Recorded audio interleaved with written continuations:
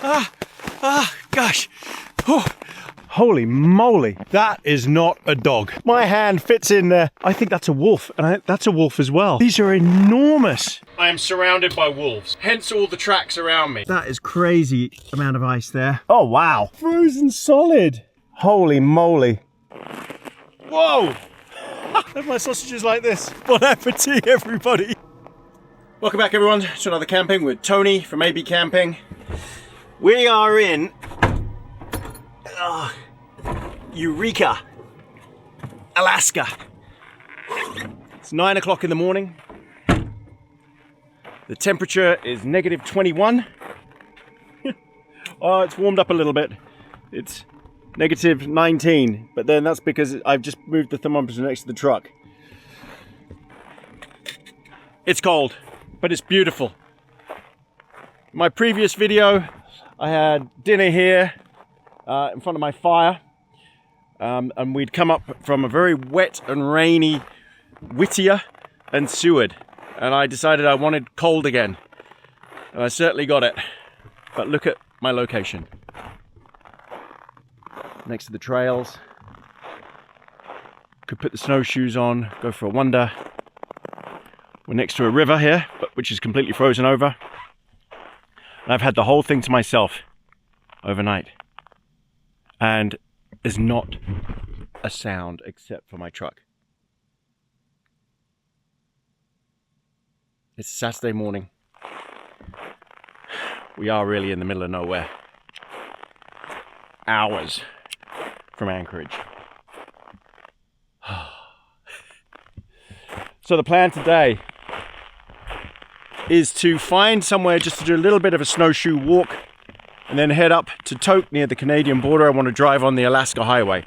Right now I'm putting a coffee on to brew, but then we'll head out of here and go and find somewhere to snowshoe. At the moment it's just frigid and I'm waiting for the sun to come up, and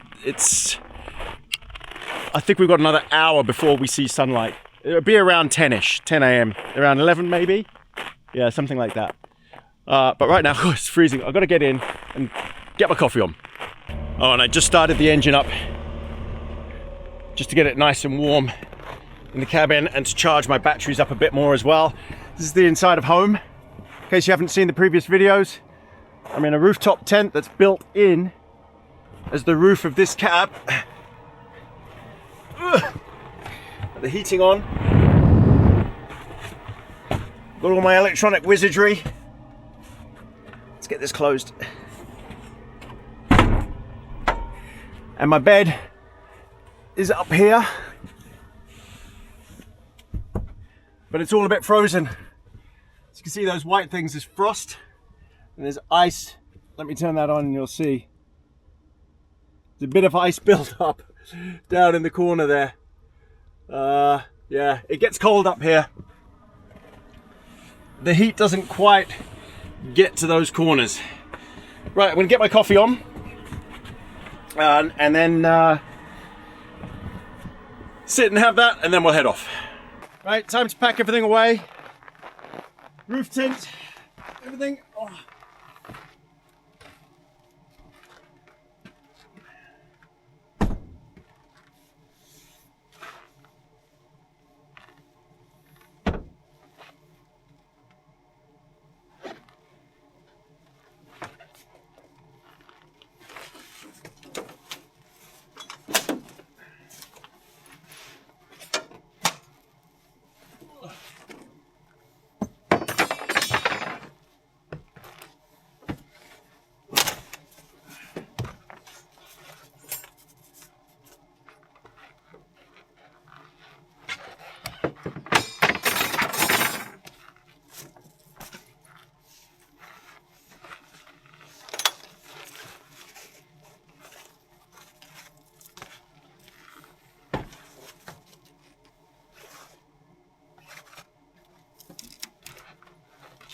Oh, it's a bit frozen.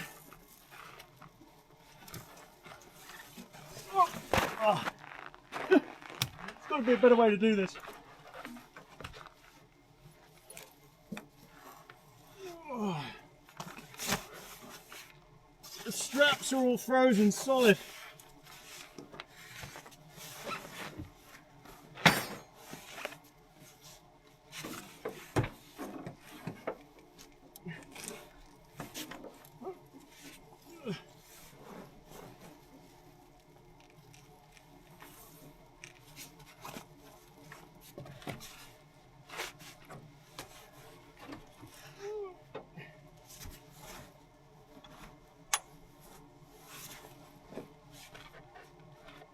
Okay.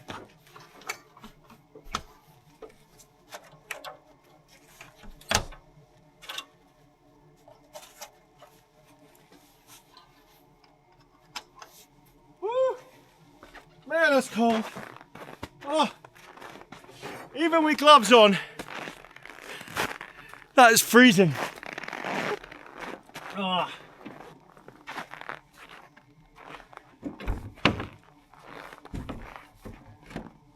Woo. Gosh. Oh. I thought it would warm up a bit, but it's not. It's still 0 Fahrenheit. It's bitterly cold. Okay, let's get out of here. It's definitely too cold to snowshoe around here. And I want to find a flat place. And I want to do it in the sun. So let's get out of here. Oh man. Goodbye, campsite. Oh, maybe we just have one quick walk over. One quick walk over to the river so you can see what I meant.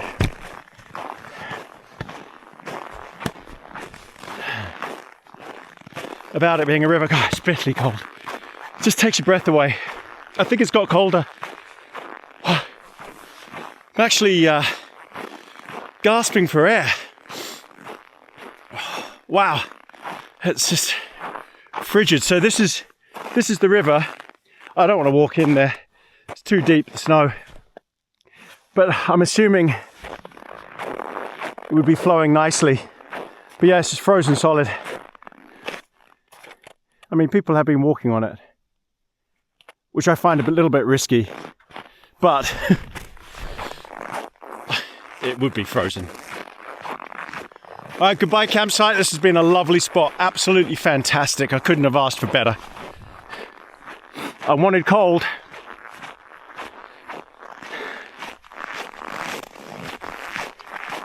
And I got cold.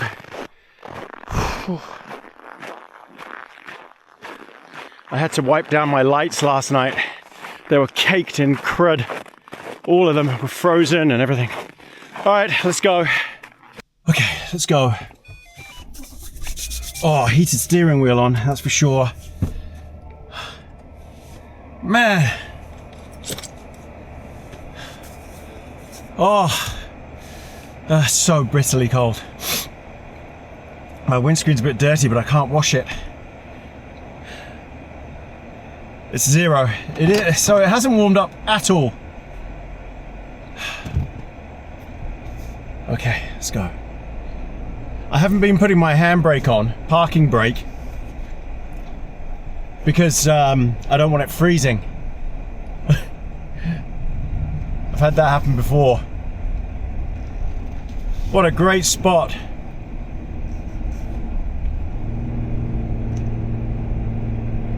Lovely. I can see why people would come here to snowmobile.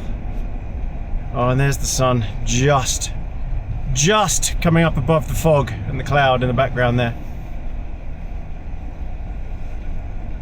Oh, please give me heat. I've got a warm bit. Oh, this heated steering wheel is glorious. Okay. Onwards towards Canada. Let me see how far we've got to go. So we're going to Tok.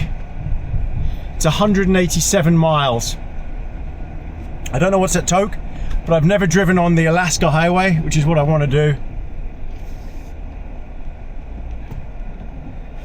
So, that's deserted. On the way, I don't know how far it is, maybe an hour, is Glennallen with a fuel stop. So we'll do that and a coffee stop, get a coffee there. And then by then I might get something to eat because I haven't had anything to eat yet either. Oh, heated steering wheel. I've got to feel my fingers again. So, we're off towards Canada, towards Tok, Alaska Highway. So we've got not far now to Glennallen. I'll just do a fuel top up, coffee and some food. I really wanted to snowshoe, but it's still 0. your feet, everything, it would just be way too cold. The sun has no heat in it whatsoever. It's difficult to explain. If I was snowmobiling, I could do that. I've got the gear, your static, but heated seat, heated handlebars. But snowshoeing in this, I just don't want to do it. Way too cold. I'd have to be so wrapped up. And yeah, it's just not worth it. I need it to be a bit milder. Look at the view in front. So if I was to turn, so we've got 13 miles to Glennallen. If I was to turn right, it takes me back to Valdez, which is where I got stuck on the Thompson Pass, which is sort of ahead. You can just see it on the right there. We're going left and then right towards the Canadian border to Toke. And Toke Junction is 152 miles. Glennallen is 10 miles. But what I wanted to say is look at these beautiful trees, this forest, this spruce. It's very, very healthy. You know, I'm looking at this and I just can't see any dead trees. They're all alive. You wouldn't want to try and camp here and have a fire. There's no firewood. It's just all living. But look how pretty it is. See, I didn't see any of this on our first day because I came in the evening, it was dark. And it was a blizzard. Remember, it was a bit of a whiteout trying to drive along here. But look at it, so spectacular. Man. Driving through Alaska, it really is beautiful. I can imagine in summer, spring and summer, it's glorious. But this is something else. It's just absolutely lovely. Right, here we are in Glennallen. Actually, you know what I might do is I've got tons of fuel. If I go on towards Tok, if I go on towards Delta, I think I can get a coffee and fuel there instead. So I think that's the best bet. We'll skip Glennallen. Stopped here many times.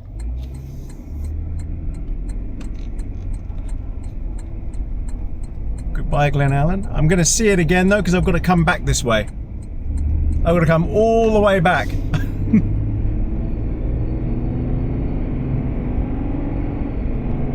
And we'll go up to Delta, which is on the way to the Toke Junction, and we'll get coffee there.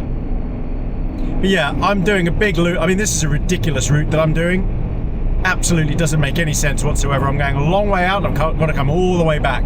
The exact same route. There's no other way, unless I came back via Fairbanks and back down via Denali again, which is a long, long way round. There's no way to cut across the middle. Hatcher Pass and all these passes are closed. You can't get there. I think in summer you can. Well, I got that wrong. It's not Delta. I've probably got a bunch of people from Alaska screaming at me. No, it's not right. It's not. Actually, the turnoff to Toke is just up ahead, 12 miles. So there'll be fuel there, there'll be coffee there, so I'll go to there, then on to Toke. I forgot where the turnoff was. 12 miles. Okay, so this is the top turnoff that I'm going to go sliding past. Oh, I made it. Oh, I was a little bit late on the brakes there, and I thought I might go skidding past, but it was okay. Canada border, 213 miles. Toke, 122 miles. I've got over 3/4 of a tank of fuel. 243 mile range. And we're in Gakona, and everything is iced up. It's still 0. Man, it's cold up here. It's great. The contrast to up here, across and up, compared to down outside Anchorage and Whittier and Seward, it's unbelievable.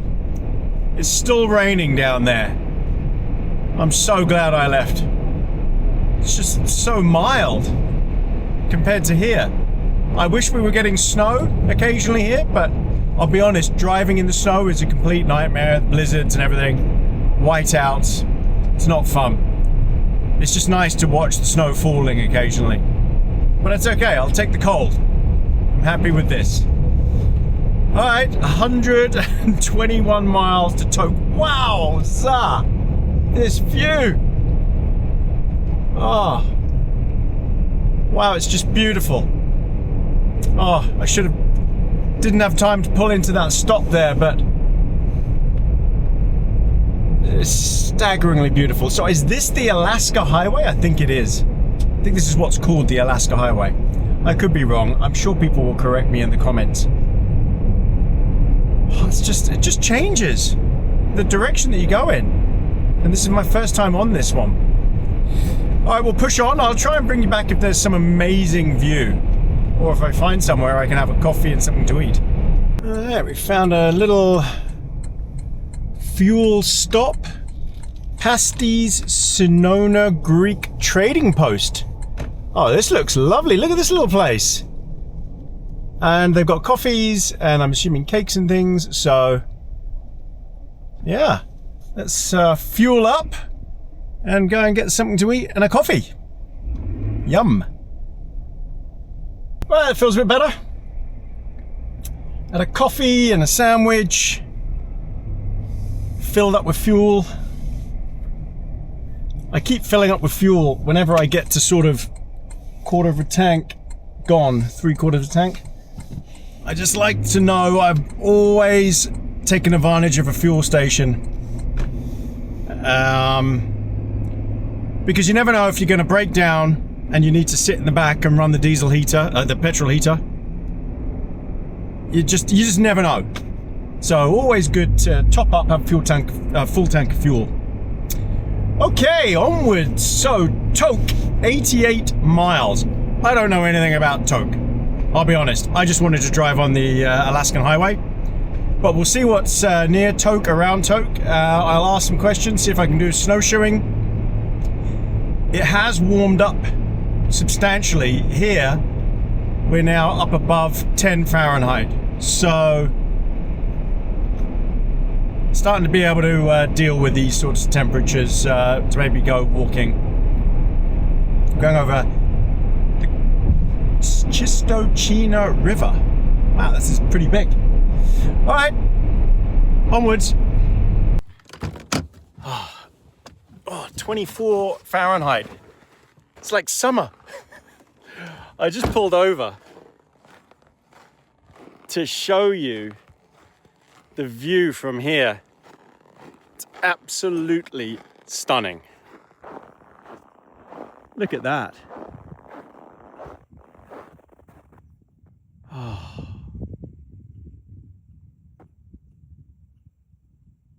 Oh, I can hear a chipmunk.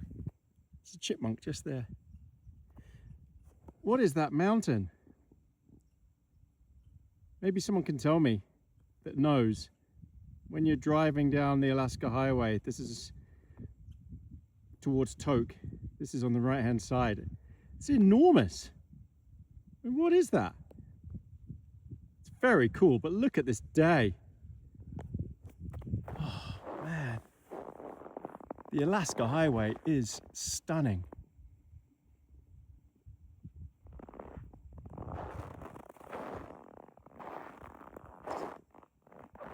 Beautiful. Just beautiful. Right, on to Tok.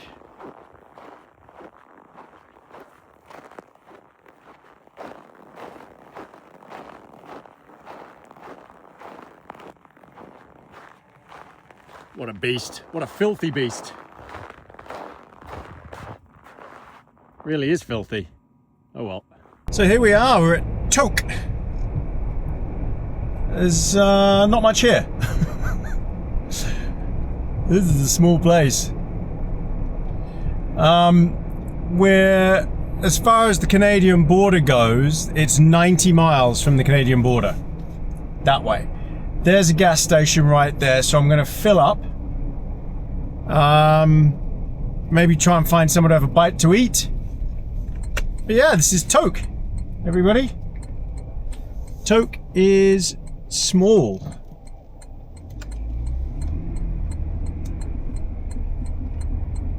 but it's got a gas station.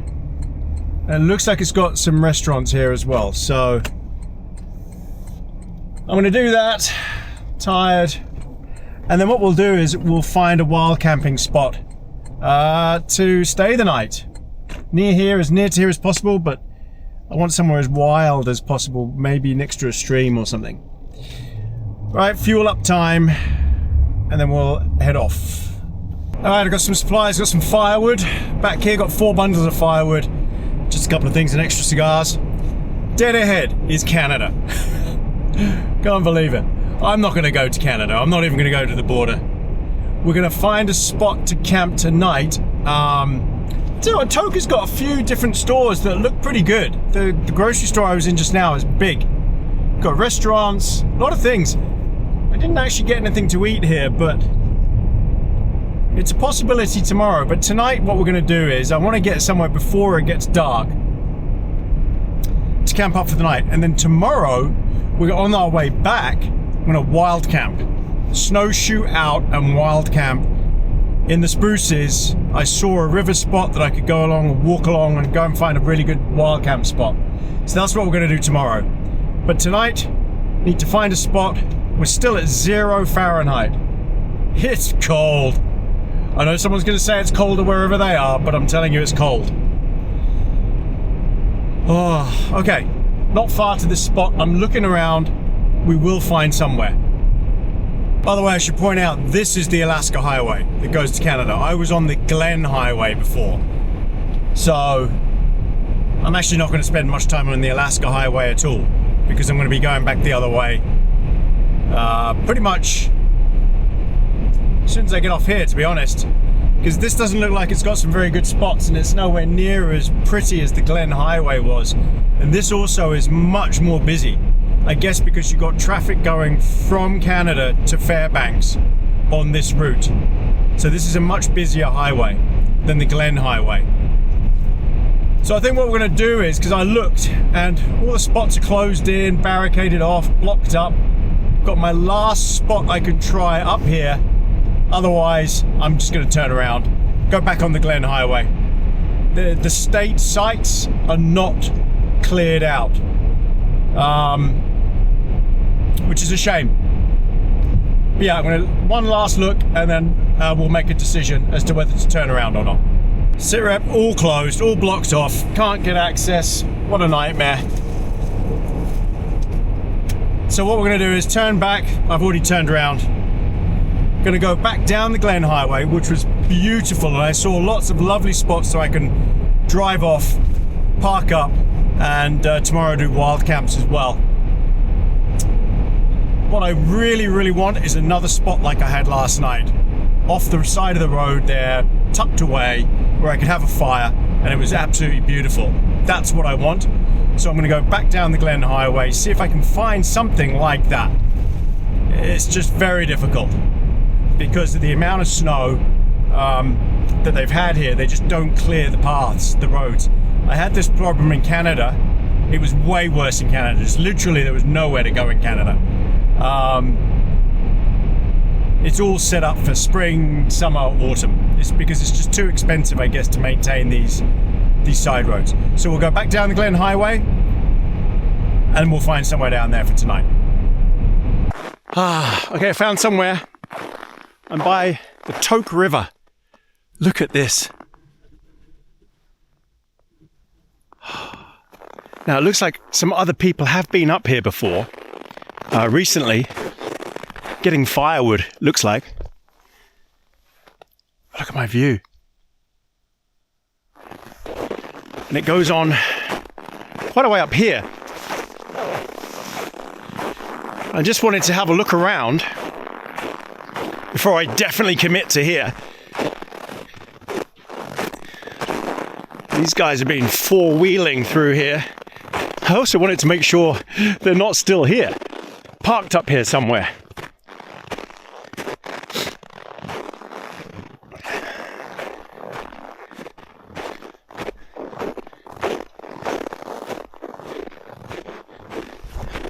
So we're by the Toke River, which looks like quite a big river.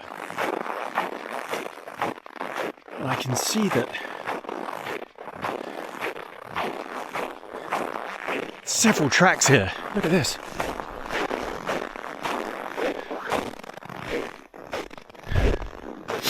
I'm expecting to turn the corner here and there's a whole bunch of vehicles parked here.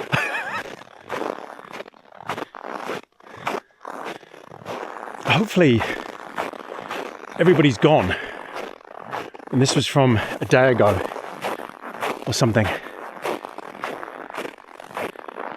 Doesn't seem to be anyone around. They've been scraping their diff, look at that, all the way through. It's very deep.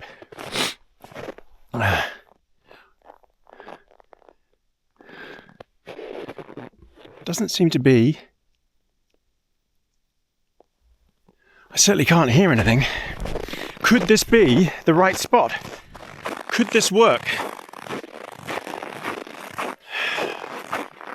I got my days mixed up earlier. I thought today was Saturday, it's not. Today is Friday.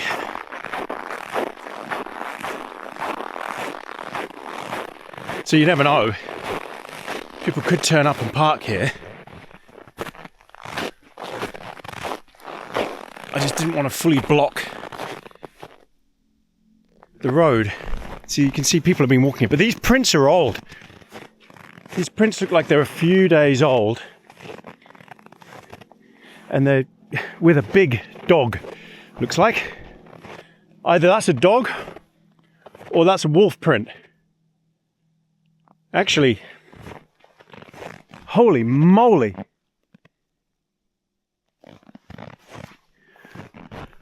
That is not a dog. For perspective, my hand fits in there. I don't think that's a dog. I think that's a wolf, and that's a wolf as well. These are enormous. What is this? Actually, huge.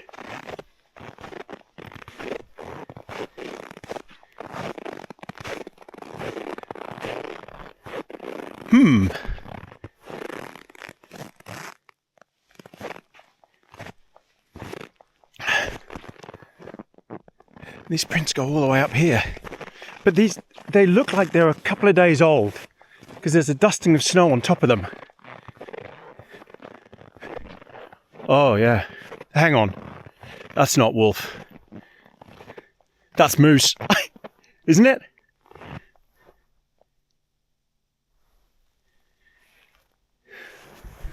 Is it moose?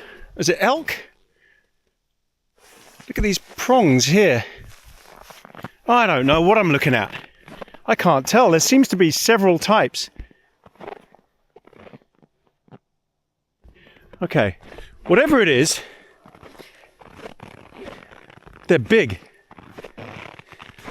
It looks like wolf. Oh, that's wolf. Yeah. Okay, so, yeah, there it is, definitely, clearly. You can see it there. All right, so we're going to be camping with the wolves. It happens. It's Alaska. They're around.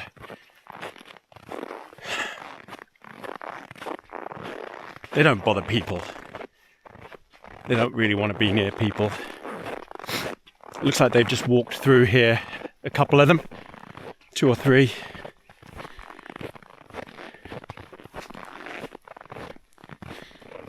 Okay, so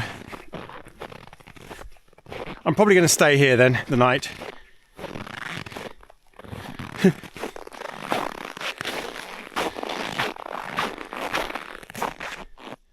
I think whoever was here is gone. I think maybe they came to get firewood because I can see a whole lot of chainsaw marks, a lot of sawdust.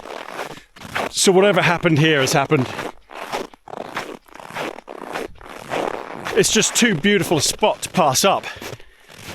There's a tiny bit of highway noise, but this is such a quiet highway, the Glennallen Highway, and it's all going to stop soon.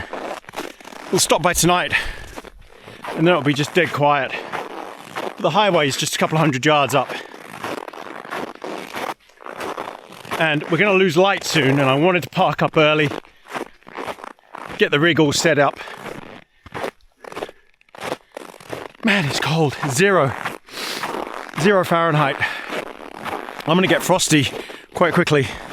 Look at my view.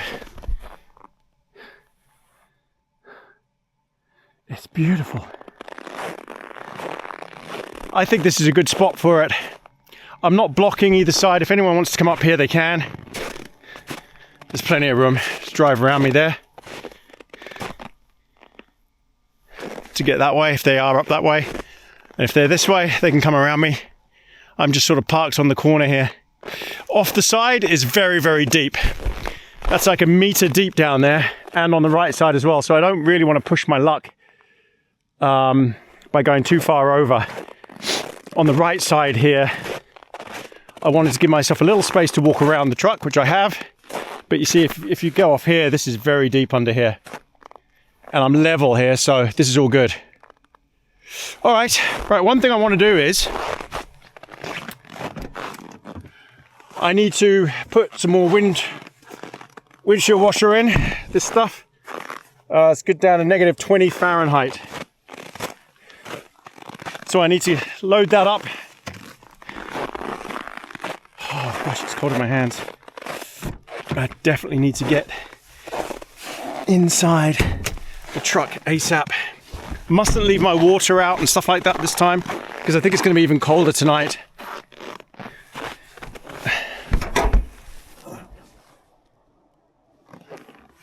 Here we go.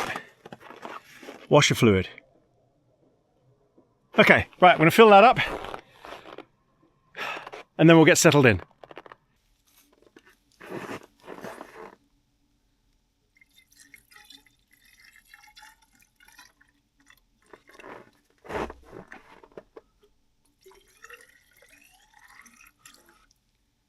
Oh,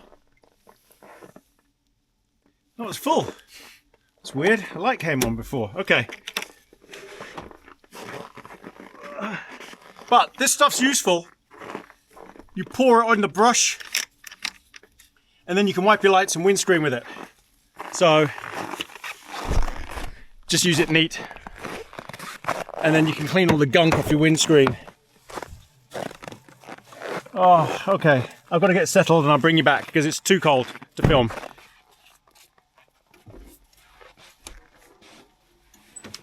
Oh, mayhem.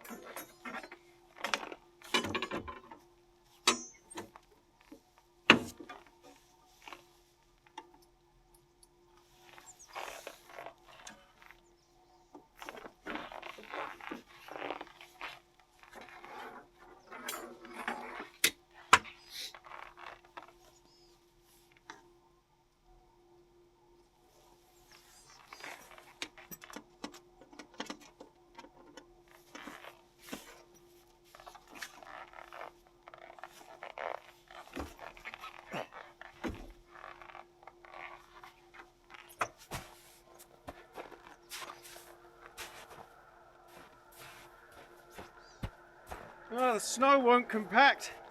It's all powdery. All right, we need to get in, warm up.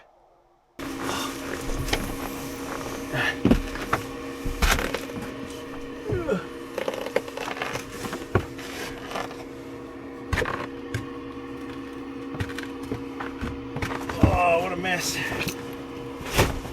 Carnage.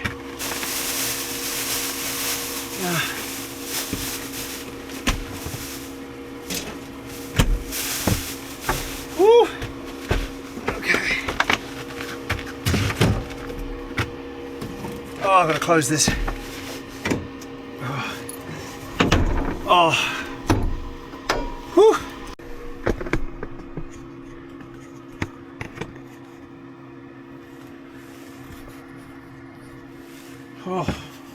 Oh, it's brutally cold out there. Gosh. Wow, such a contrast. Such a contrast coming from down at Whittier to here, where it is absolutely frigid. I need to warm my feet up. Hello. Well, it's what I wanted. I wanted cold. I could barely talk. And I got cold. I've got cold, definitely. So the interesting thing is, the gauge in here is so wrong. I don't know where the sensor is, but the truck is saying 0. This is saying 11 outside Fahrenheit, and the truck is saying it's 0. And then I've got my actual other gauge somewhere. I need to find it. And I could put that outside as well. I just don't know where I put everything. Oh, what time is it? Okay, it's 20 past 3. By the time I go back out there, it's probably going to be dark. But I do want to just walk back up to the road just to show you all where I am in relation to that. And then show you where the river is, because the bridge is there and the river is just over here. So once I've just warmed up a little bit, we'll walk over there. Oh, okay. I just need to get my feet nice and toasty. Oh, I feel human again. Right, let's go out and I'll show you where I am. So I've got my bear spray.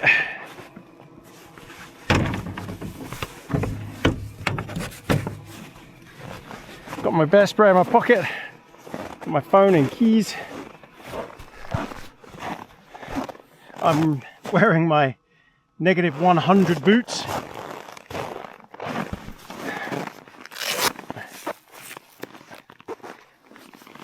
I am prepared for this 30-second walk. Right.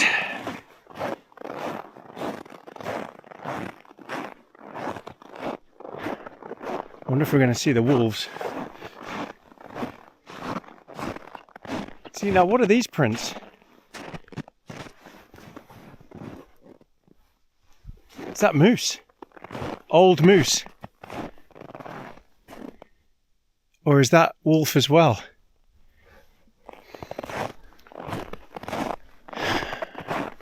I don't know what these people were doing here, but they've had sleds here. This is like a sled mark. So they've been pulling wood out onto sleds, loading them onto some sort of trailers. So they've obviously come here to get firewood. This has got to be moose, isn't it? I don't know. Gosh, I wish I knew my prints. Not the rock star.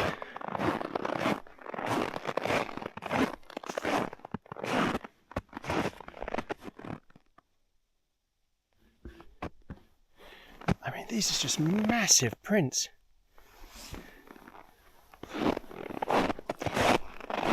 There are wolves around here, so unless they've got enormous great dogs that have been running around like crazy. See, look, they've done all this processing of wood. I don't know what that's about. I'm assuming it's just firewood.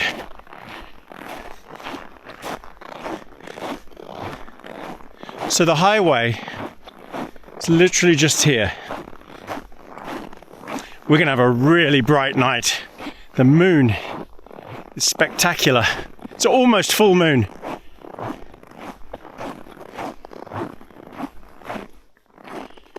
There are some massive prints going through there as well. I'm obsessing a bit about the prints, but that's just because I live in New Zealand. We don't have any animals in New Zealand. We really don't. There's some deer and some pigs.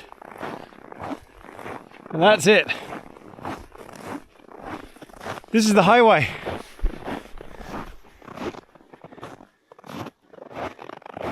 Look at that. And look, it's just ice. See that? That's all ice. I've been driving the whole way on this icy river. Icy road. Sun's just going down.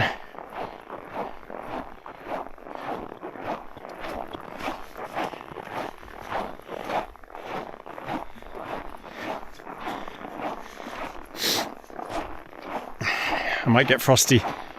It's cold enough. Get frosty beard face.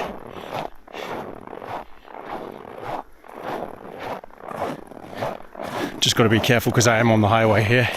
So that's the river. The Toke River. It's steaming in the distance. Don't know what that's all about. It's just stunning.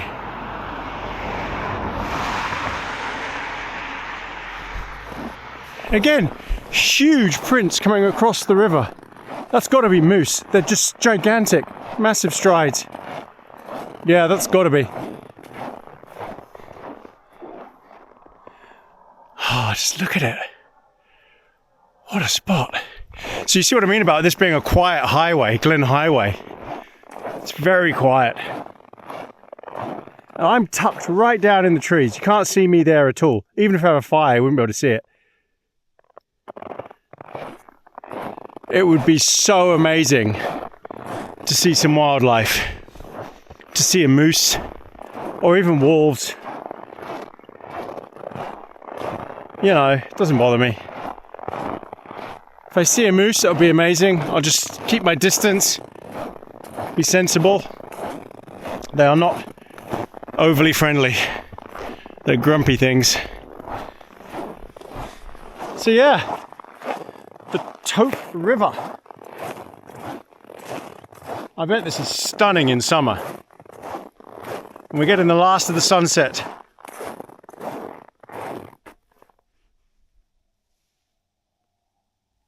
Beautiful. Oh, what a great spot. Tucked right in there.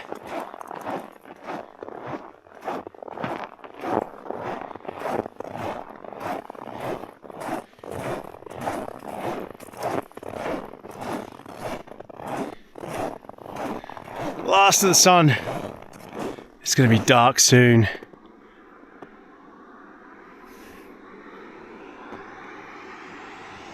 And then somewhere over that way is towards Canada. Wow, he was flying. God, can he drive so fast on the ice?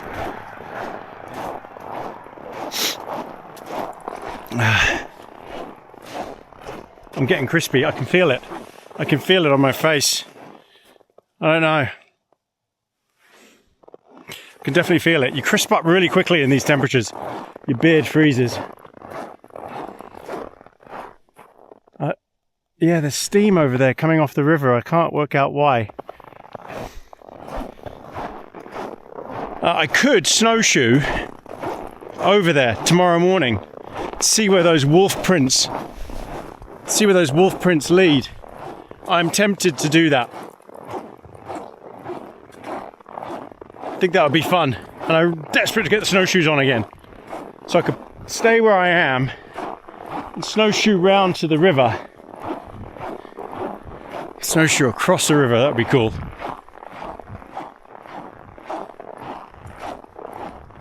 I think this is the last of the traffic. And it's all going towards Canada.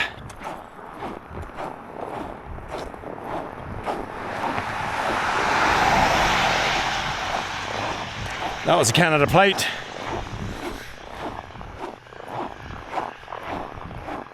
So you see, tucked down this little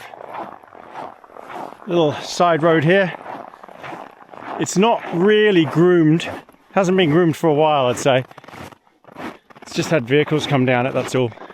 Compacted it nicely for me.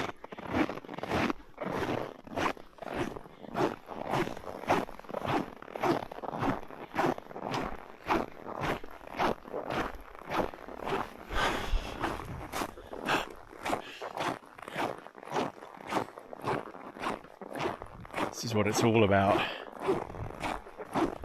Having the right gear so that I can do this. Well, this is deer. Those are deer prints.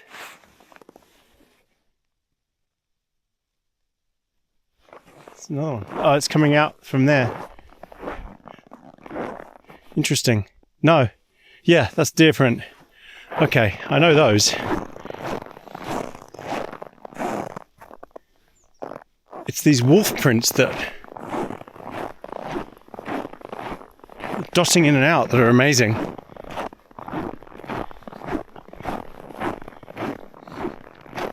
Well, whoever came and did this, I'm glad they did come here because they compacted it all down perfectly for me.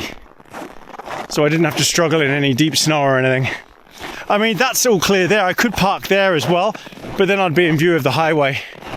But tucked all the way around here, I can have my fire, don't see anybody, not bothering anybody. It's just perfect.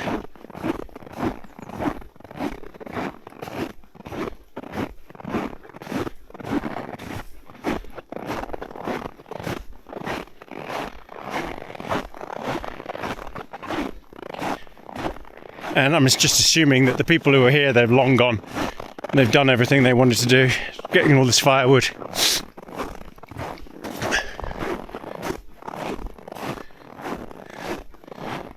Well, let's hope we got this to ourselves again tonight. Except for the animals. I think we're all good. I think we can just hunker down. Am I frosty? I feel it. It feels all sparkly. I've set up a temperature. I've set up my monitor here. It's saying, if you can see that, just under 0 Fahrenheit. -1 Fahrenheit. Yeah, so that's -18 Celsius. I wonder what that's going to drop to tonight. See, this is, I think, more accurate. The old mercury is more accurate than the digital sensors. I think there's a digital sensor somewhere under here and it's picking up heat from the exhaust of the truck and the exhaust of the heater down here. So I'm not getting an accurate reading inside. All right, everyone. I'm just going to chill. I'll bring you back when we're ready to do dinner. I'm going to have another fire. I think I could just do the fire here, to be honest. Right at the back of the truck. Just bury it down in here somewhere. I think it'll be fine. Yeah. And have a cigar out here. Perfect. All right, see you later. Welcome back, everybody. Got you up there now. So I'm chickening out. I'm not going to go and cook outside because. So I did some Googling, I did some research, and looked at some local news. I am right in the middle of Wolf Central. Between here and Toke is a major area for wolves. Like, literally, I am surrounded by wolves. Hence all the tracks around me. And moose. This is one of the highest concentrations there are of wolves and moose. I've parked the night here. Oh man. So what I'm going to do is, I'm not going to cook outside.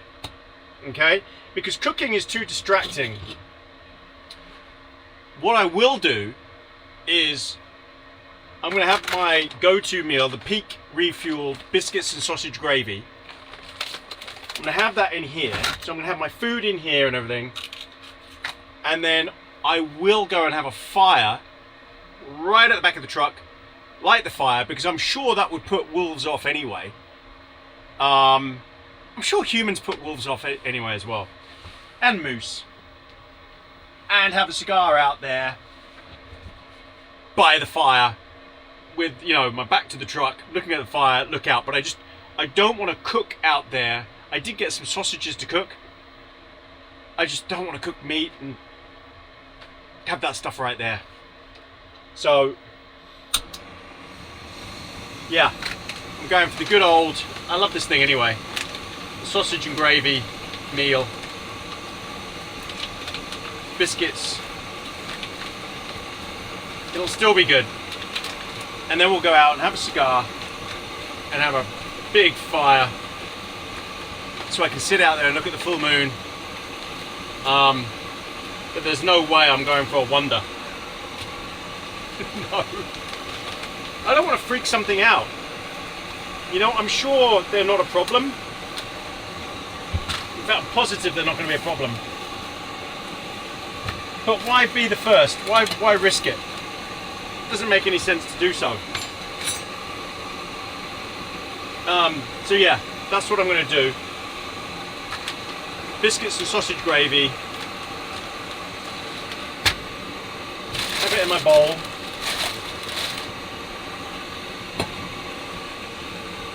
All is good. And I'll have a zesty.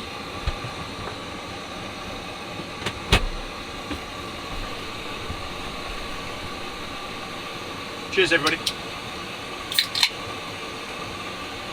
And then once I've had this, yeah, we'll go out and have a cigar, sit, and we'll have a massive fire. It's going to be great. I've got 4 bundles of firewood.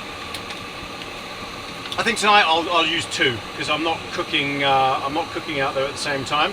10 minutes. Yeah, I am roasting in here. I've got the heating on so high. I want this tent to be baking hot, basically. It's -1 out there. It says it's 100 in here. It can't be.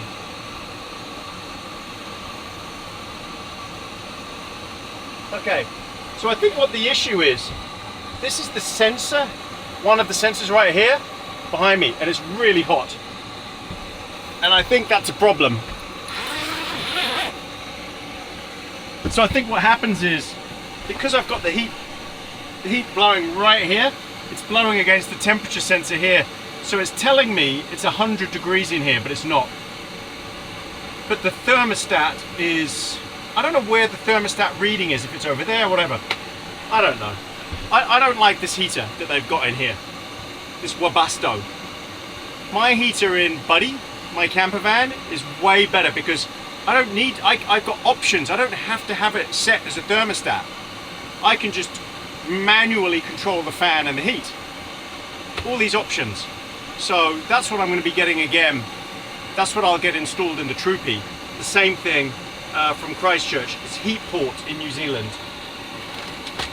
And it just works. I'd much rather that than this thermostat thing, because it's not great. The Webasto thermostat, it's not great. And I'm also going to make a hot chocolate.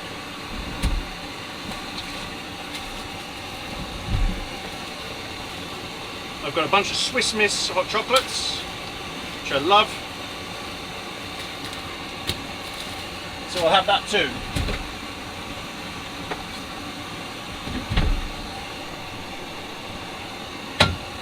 And we're good. All right, so yeah, I'm going to tuck into my meal, and then we'll go outside, have a cranking fire, have a cigar, see if anything comes towards camp. It'll be interesting tonight if I hear any noises outside. I might try howling outside once I've got the fire cranking, see if we get any responses. It's worked before, so we'll see if it works again. Okay.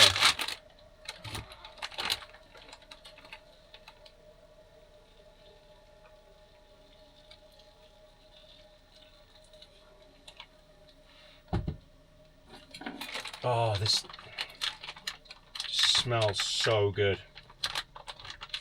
I wish we could get it in New Zealand. So the reason, I looked it up. The reason meat products are banned, freeze-dried products, etc. are banned because freeze-drying isn't the same as cooking. So New Zealand has no contagious animal diseases like foot and mouth, anything like that. So it's very strict with pork, beef products, poultry, because we don't have any of those diseases, and they keep it extremely pure and restricted, and that's why you can't import any of these things. So you're 100% relying on the New Zealand products when you're there.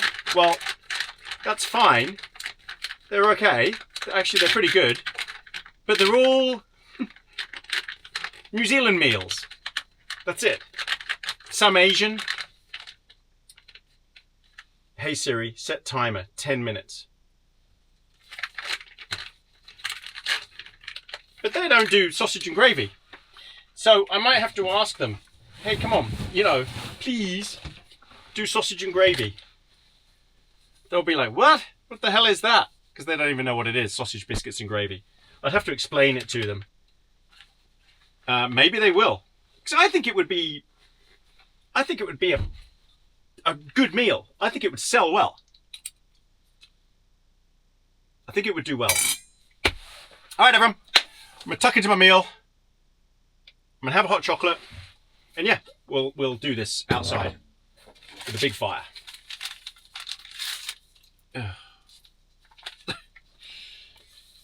Typical.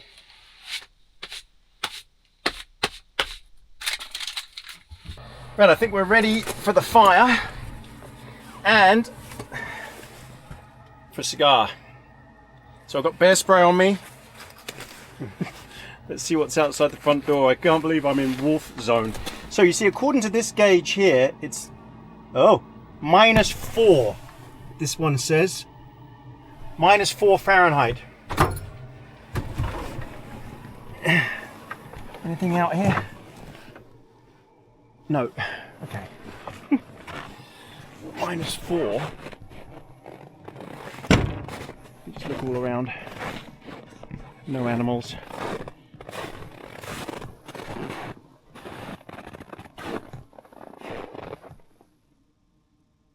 No. Okay. And this gauge says oh, huge difference. This gauge says -11, which is -24 Celsius, -11 Fahrenheit. Right, so last night I had the fire and the smoke was blowing in. So look, the smoke from the diesel, the petrol heater is blowing that way, straight across the back of the truck. It's sort of cold air coming down from down there. Let me put my light on, just have a look over there. Okay. Yeah, so you can see it's taking my breath away, the cold. So it's blowing along the side there. So what I need to do is probably just set my fire up here. I think here would be good. Right here. Have a cracking fire. I probably don't even need to dig it down. It's just going to melt everything around it anyway. All right, so let's get the wood out and let's get the fire lighters. Let's crank it. If you see any animals, let me know. Anything moving in the background. Looking for glowing eyes.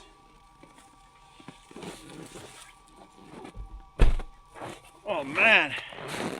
How long am I going to have my hands out? I don't know. I might put the lighting on out here as well.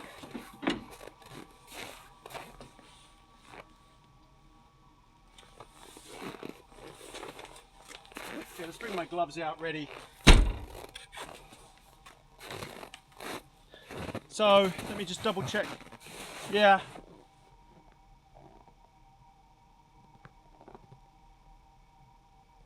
I don't know. Maybe I should have it over here. Off to the side.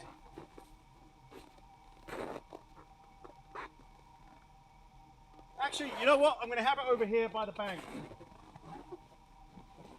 Just in here.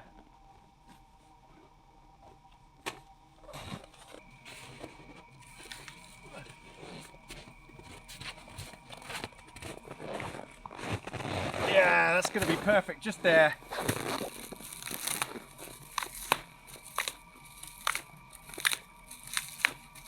Let's not mess around.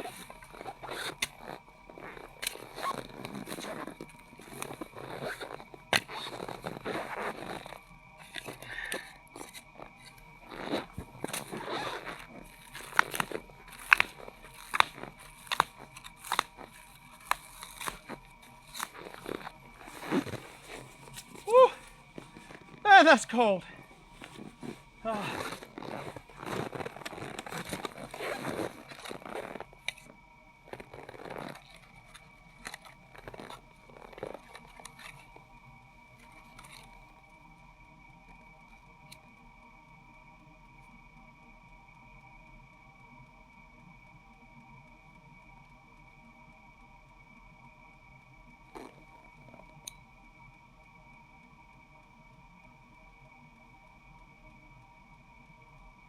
Okay, so these are called tumbleweeds, natural fire starters. Oh. And they're impregnated with paraffin wax, I think.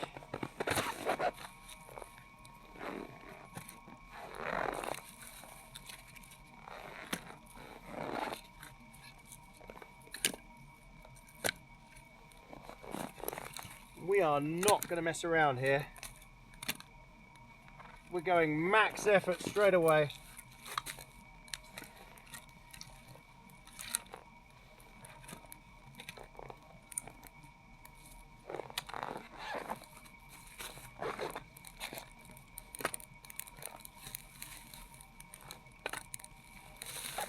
All right, that should be roaring. Oh, that should be roaring in about 5 minutes flat.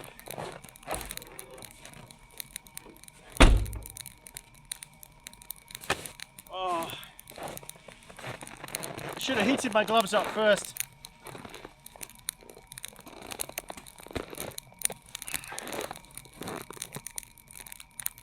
Oh, that's lovely. What a glow.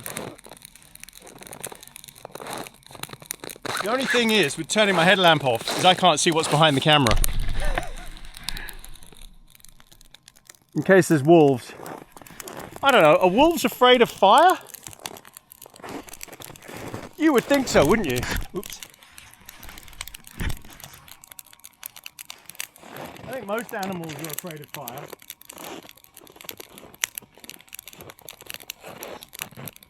These bundles are not very big. But look how quickly that's gone. Awesome.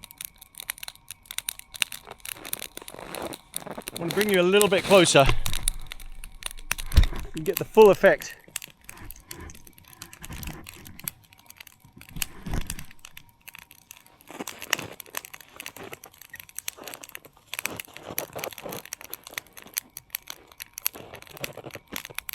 We'll get some heat out of this soon. I don't want to sit in a chair because I don't want to get too comfortable sitting. I know, I'm making way more of this than I should do. But it's just me here. If there was someone else here with me, then I wouldn't care. But talking to the camera probably would put off anything anyway. But what if a moose decides to come walking along?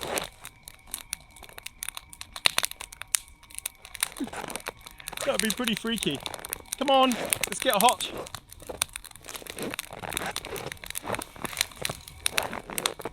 All right, cigar time, everyone.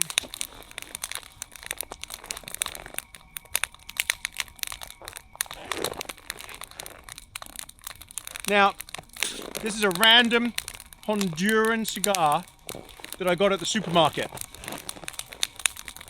I think it was called Los Cojos or something like that. So I'm not holding up hope, but we'll see. Could be good. Don't judge a book by its cover.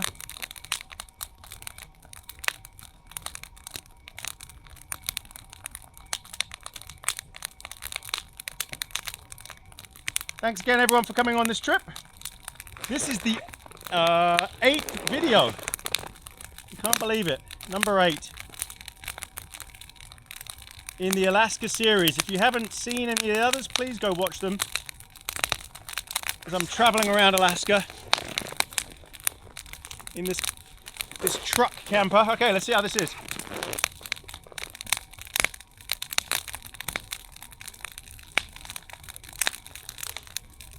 Not bad. From a little supermarket in Toke, not bad at all.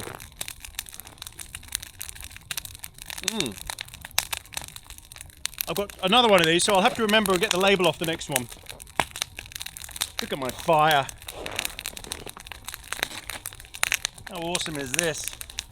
It's going to heat me right up.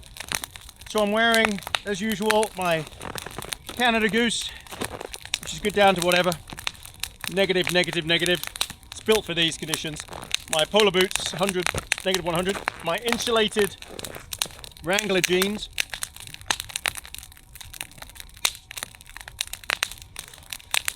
They're fleece lined, lovely and warm. And my big thick beanie. My First Light gloves that are not built. These gloves are not built for these temperatures. I do have mitts that are built for these temperatures that I might wear tomorrow.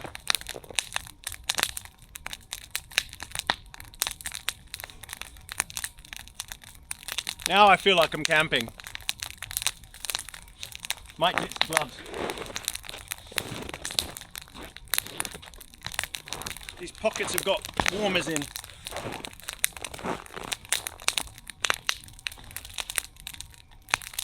So yeah, thanks again for coming on this. Thank you for all the likes and subscribes. Thank you to all of our YouTube members, all of our, I realise my head's probably chopped off a bit, but all of our Patreon members, Buy Me a Coffee members, thank you so much. Thank you to everyone who's bought merch. Very much appreciated. And all the comments, likes and subscribes as usual.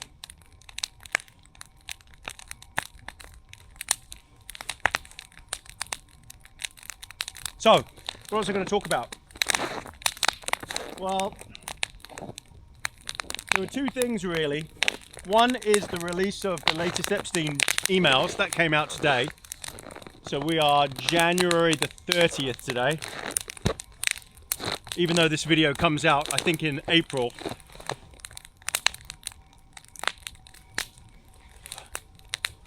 Epstein files, and in it are some weird things.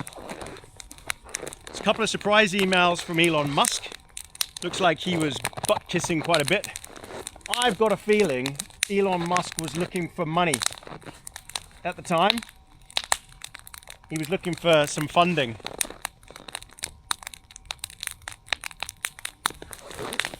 And I think that's why he was emailing Jeffrey Epstein. But I don't think he actually ended up going to the island. Not 100% sure on that. And then the other one was about Bill Gates. Now, I've met Bill Gates when I was working for Morgan Stanley. When I was at New York. And he was there on the trade floor and I met him.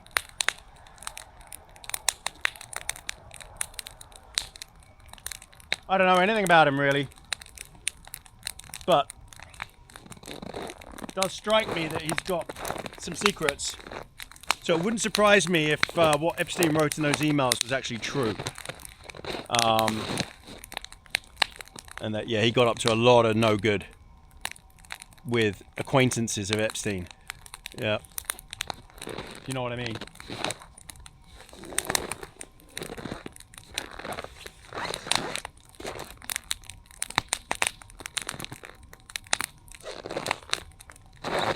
And then the other thing was Don Lemon getting arrested. That was today as well. You see, I'm sure nothing will happen. I don't know. Hindsight is an amazing thing, okay? You're all going to get to know the truth or whatever. I don't know yet because it only happened today. So cut me some slack. But being a journalist doesn't protect you from entering private property. You're still not allowed to do that. Not only that, a church is covered under some very strict laws in America. Your right to pray, your right to worship is protected. So from what I can gather, a grand jury issued the warrant. Again, bear with me because this only happened today. So you've got all the information now I don't have. So you don't have to write in the comments, no, this is what happened, blah, blah, blah, blah. It doesn't matter. I will know by the time this comes out anyway. I'm just saying. This is, on the face of it, perception is this is what's going on. But you have a right to worship, you know? You don't, and you have a right to worship unmolested, unthreatened. What they did was illegal. And what he did by joining in and even filming it was illegal. Being a journalist doesn't protect you in that situation. If he'd stayed outside, fine. But yeah, journalists aren't allowed without permission to go into private property. And he did not have permission. So, sorry, he's guilty. And he's opened up himself up to a big lawsuit. And I think the church could take him for every penny. That's not to mention the fact that what he did was illegal. And he could be jailed, I guess. Could be incarcerated. I don't know. Nothing ever happens to celebrities, so I doubt it. They have a lot of powerful friends that get them off the hook. Plus he's black and gay, you know, he'll probably get away with it.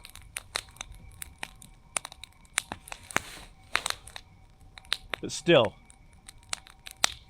I don't know. I'd like to see him go to jail. I just don't like the guy. Yeah. What else has been going on? Not a lot. To be honest, I've been so focused on this journey, so focused on doing the videos, so focused on research of Alaska. What I will say is I am staggered by the beauty of the Glen Highway in Alaska that goes from Anchorage all the way through to Canada, through to Tok. Sorry. I thought Richardson Highway was beautiful and stunning. But Glen Highway is quiet. It's only over there, and I've only heard one car since I've been out here. And the view is spectacular, and it's got a lot of areas where I think I can do wild camping tomorrow. Now, I want to get a bit further away from here for my wild camp because I am literally in the heart of the den. So I googled it and then I checked. The reason all those wolf prints are there is this is where they cross the river. Unbelievable. And they follow the moose and the deer. And they're active here, constantly active at this spot. So I've camped at pretty much the most active spot for the wolf. I will have to howl at some point when I'm ready to go in.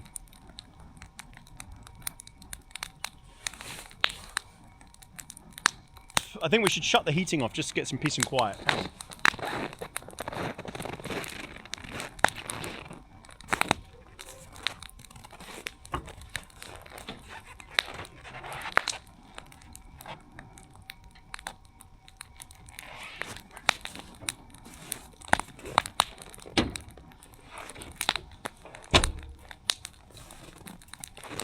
I definitely can't shut that off for long because the temperature in there is going to plummet so quickly because there's no insulation, nothing to keep it hot. I'm feeling like it's trying to get frosty again, but the fire is stopping it happening.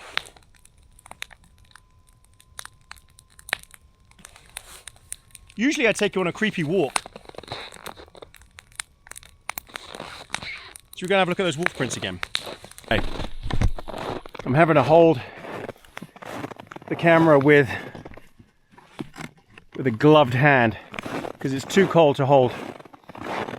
Right, now I've got a really big spotlight on this camera.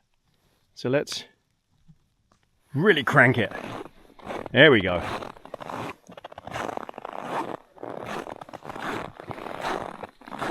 I want to see if there's any fresh prints.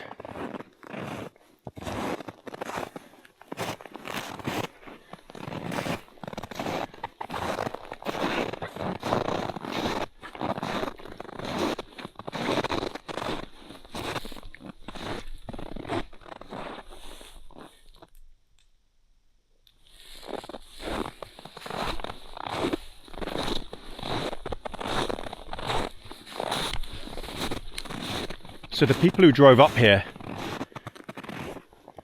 looks like they only got as far as, oh no, they went around the corner, didn't they? They seem to get a bit stuck here at some point.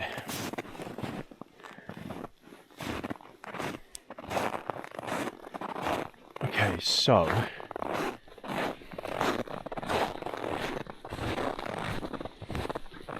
where are the main wolf prints?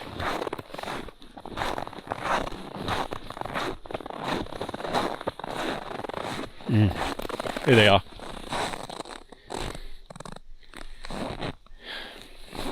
I think they're quite old. They're mixed in with my prints now.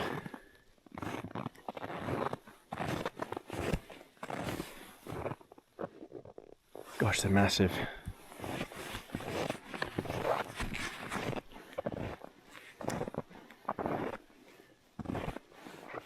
Oh, that's moose.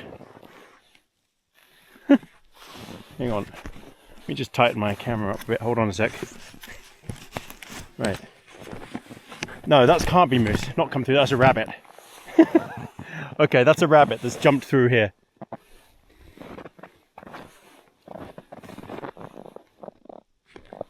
Yeah, that's rabbit. This is wolf though. The pads are huge. Gosh, hold on. Sorry, I'm having all sorts of problems with my camera. Come on. Okay.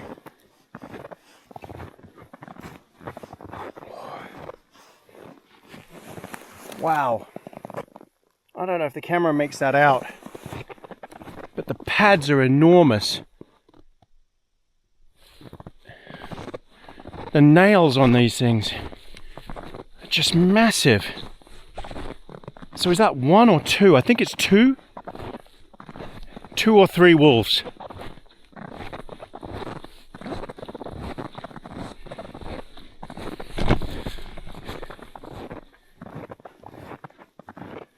Yeah. I don't know how far this track goes.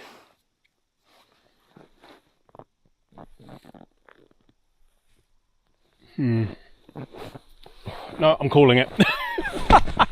I'm chickening out. I don't want to walk all the way down there. What if a moose comes out?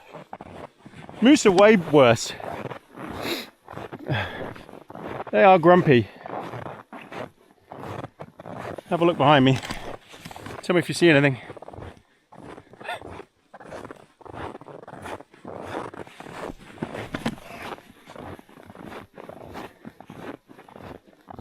I think tomorrow we'll have a look during the day.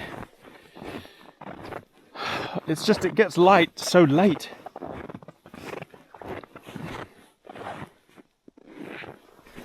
And I'd lose a lot of my day looking.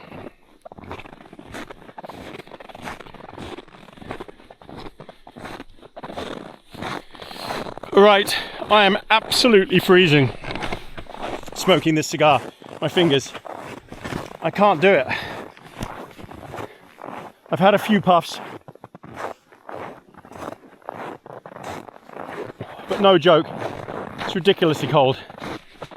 It's going in the fire.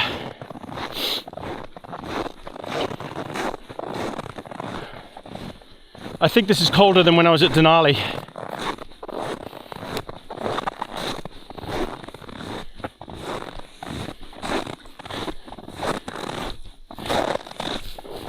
What did I hit there? Minus 30. I think this feels colder. It just does. Yeah, I can't smoke any more of the cigar. Got to put my hands in my pockets. It's just too cold. Oh. Sorry. Oh. Oh, heaven. Oh. Oh, just filming is a nightmare. Oh.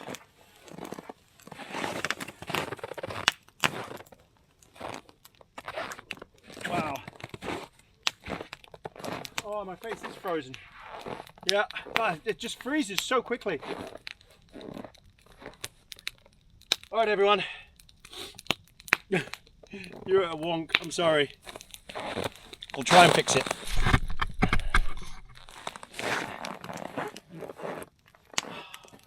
I'm going to stand and look at this fire and just heat my hands up. Stay warm next to this thing. Because I just love the ambience of a fire, and I'm just going to stand here. Look at the moon and the stars.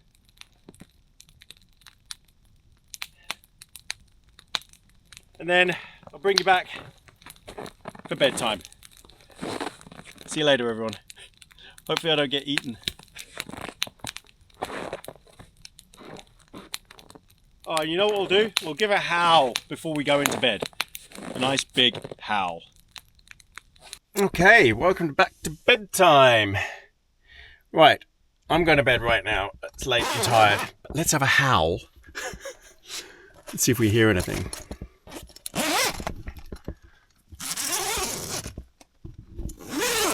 I mean, maybe in the... Oh, it's so cold out there. Maybe in the distance there might be something. But we'll give it a go. See what happens. Oh!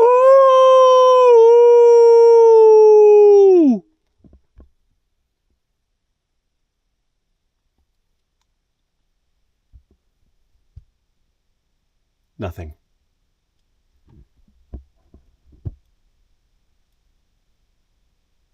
Okay. So they're not around at the moment. That's a good thing. Oh man, that's cold. Wow, that's so cold.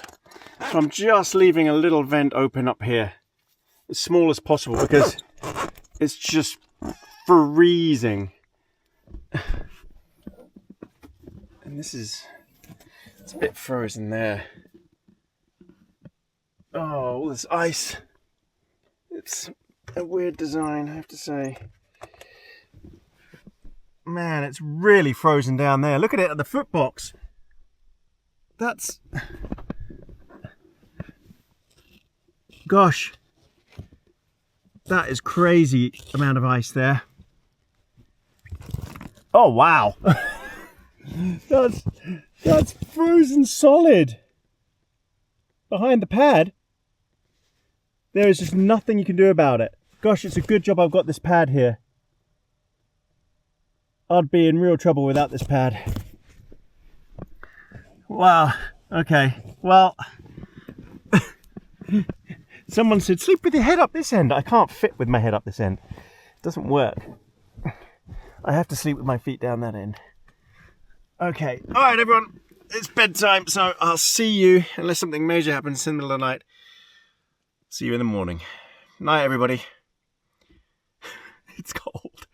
I'm going to be cranking the heating tonight. All right, night, everybody. Good morning. It's 9 a.m. I literally just got up 10 minutes ago. Had a wet wipe bath. What a sleep in. Wow. It's just so quiet and dark in here. It's unbelievable. Let's go out and have a look. See what's going on outside. It says it's 0. But as we know, this gauge isn't accurate. Oh. Whew. That feels colder than 0. Yeah. Oh, let's look at this gauge here. Oh no.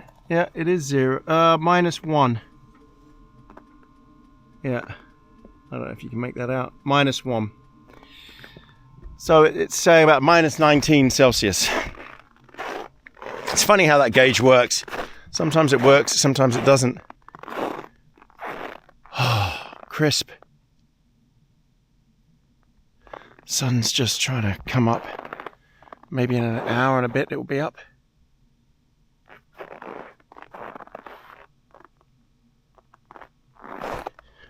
Lovely. I wonder if we had any visitors last night, if you know what I mean.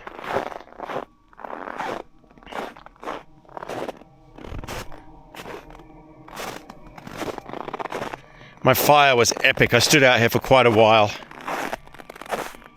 It was lovely. I love how it forms this pattern. And this ice, look.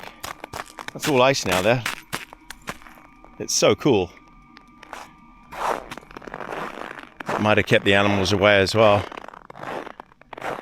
Excellent. Right. Oh, that's still cold, you know. 0. Truck's looking a bit messy. Don't think we're going to get any opportunity to clean it. But it's really caked. Right, what we really need is a coffee. Oh, but before we have coffee, we've got to start the engine. Give it a bit of a boost. Oh, oh. Whoa, feels colder in here than out there. Yeah, there you go. Okay, let's get it cranking. Nice.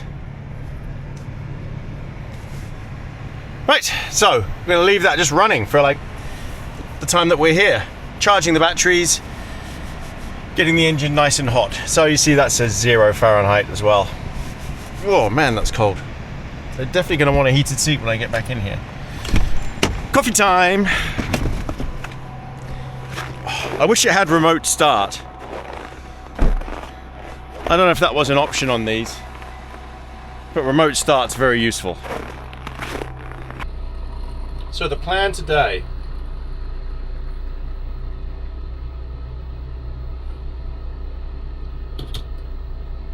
we're gonna put the snowshoes on and we're gonna walk up there and walk across the river and see where these wolves and moose have been crossing. So I've been reading all about it. They used this spot because in winter, when the river's frozen over, it's just easy for them to get around. Otherwise it's a long trip round and they have to use the road to cross over the river. So this seems to be their main, this exact spot is where they cross a lot. So we'll go for a snowshoe, we'll go and have a look, see if we can see any animals, see if we can see any wolves, see if we can see any moose, or caribou or anything else. I'm hoping there'll be something out there. And we'll be careful, obviously. I'll have my spray with me and be aware. But yeah, it should be fun. I really want to get a picture of a wolf. That would be superb. And to see another moose would be amazing as well. So we'll have this coffee and then get cracking for our walk. It's now 20 past 9, 18 minutes past 9. Yeah, I had a big sleep in. It's rare for me, but I was tired. It's quite tiring doing this. A lot of driving, a lot of thinking, a lot of working, a lot of editing. Yeah, and it's pitch black in here, and with the heater on you can't hear anything. And this bed is comfy. It's a comfy bed. I can't wait to get something like this in the new rig I'm getting, and hopefully I'll be able to sleep well in there as well. Alright, coffee and then snowshoe.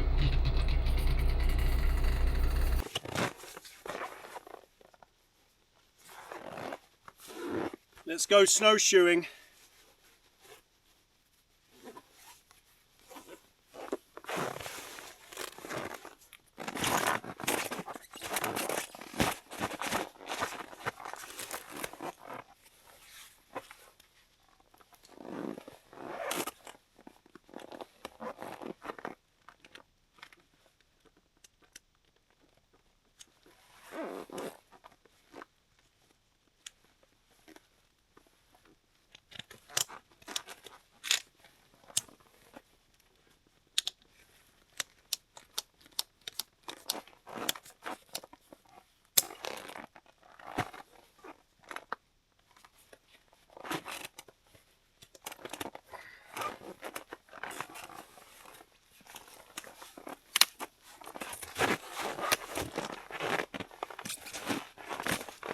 temperature is still minus 18.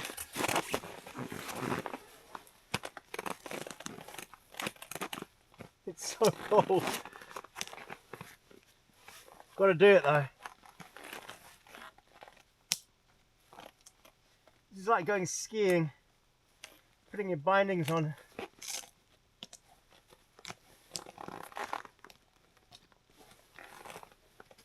Oh, come on.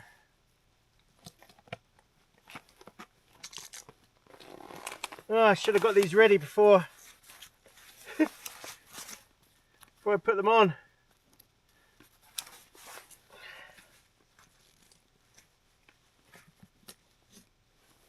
Alright, now we're cooking.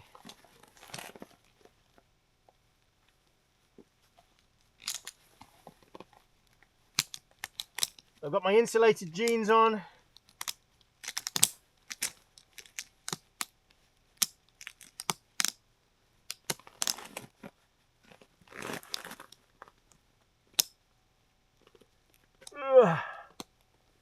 Alright, tight.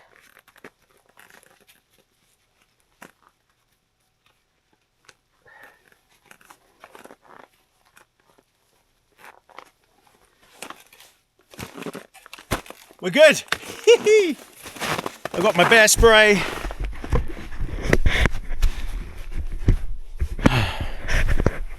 Phone.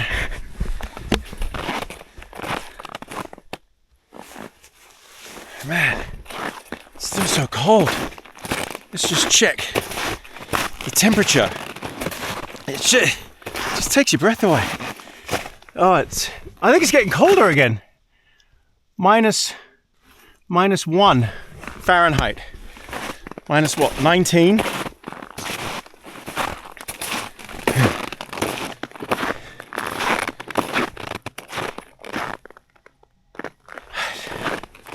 Right, let's go and find these wolves. And moose.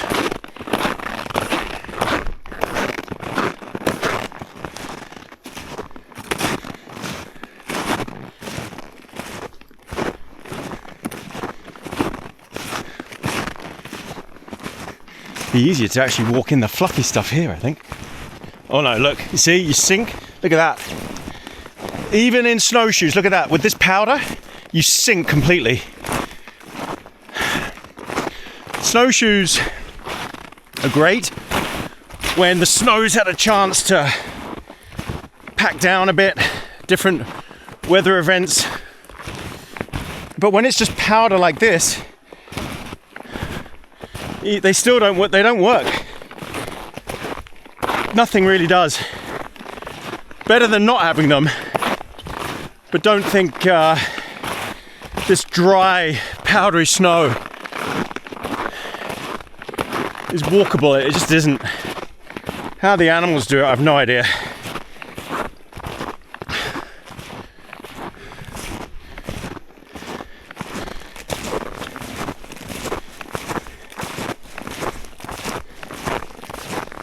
See if I walk off to the middle. Oh, this is packed, so that's okay. So I walked up to... Oh man, I've got to zip up, hang on. Okay. Gosh. What temperature do you get frostbite at?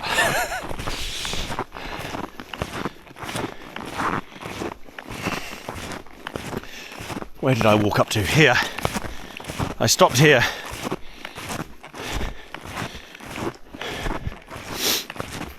And these wolf tracks. And look at the, I mean, that's huge.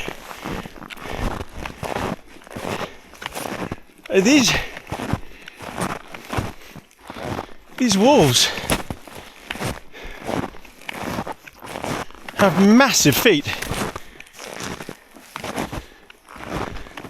And there seems to be 2 of them walking side by side here. Now obviously I don't know how old these tracks are. Looks like a couple of days.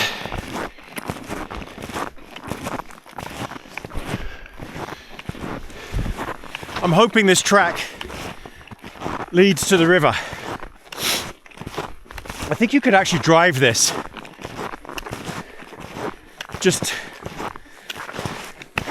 not in the deep snow, obviously.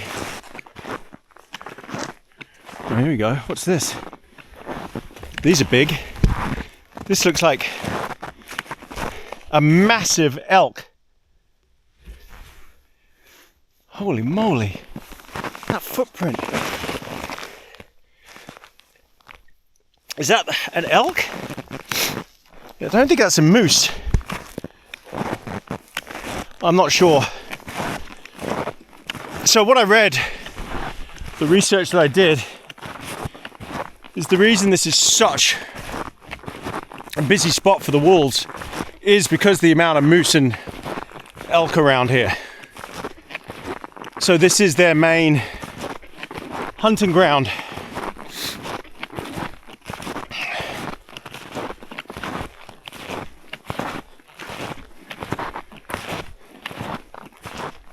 But they really don't like people. Gosh, you know what would be amazing is if there's a kill up here.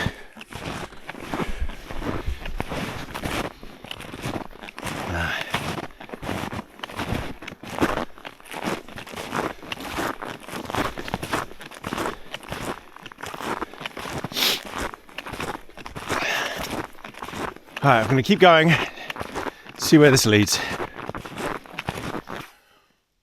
Oh, I've been walking, oh my face is numb. I've been walking for about 25 minutes. We've come a long way, but we seem to be moving away from the river on this track. The river's way over that way, and this track doesn't seem to go that way. It goes up towards that mountain up there. So it's going the wrong way. But I really wanted to walk onto the river. So what we'll do is we'll go back to where the truck is and then walk onto the river just from there. No sign of any animals, just lots of tracks. I found a moose track here, pretty huge. Massive footprints, so much more different to the elk. And then these wolves just walking. Two of them gone off up into there somewhere. But the direction, actually sorry, I've come from there and I'm going towards where the truck is. They sort of drag their feet a little bit.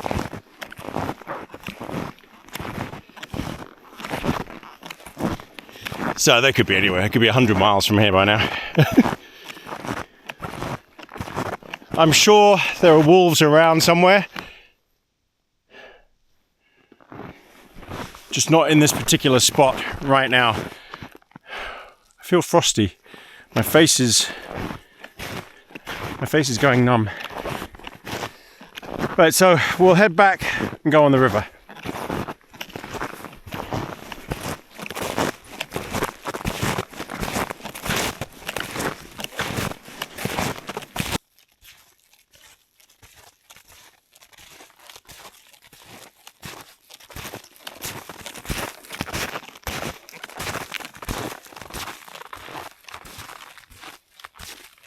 Back at the, back past the truck, back up at the highway. I think this is going to be a way through, but it's going to be incredibly deep. Again, snowshoes don't really work on fine powder, so there's a big possibility we just sink straight away here.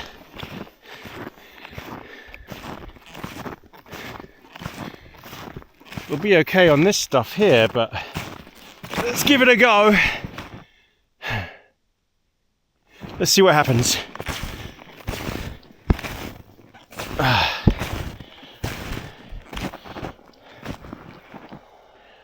Woo!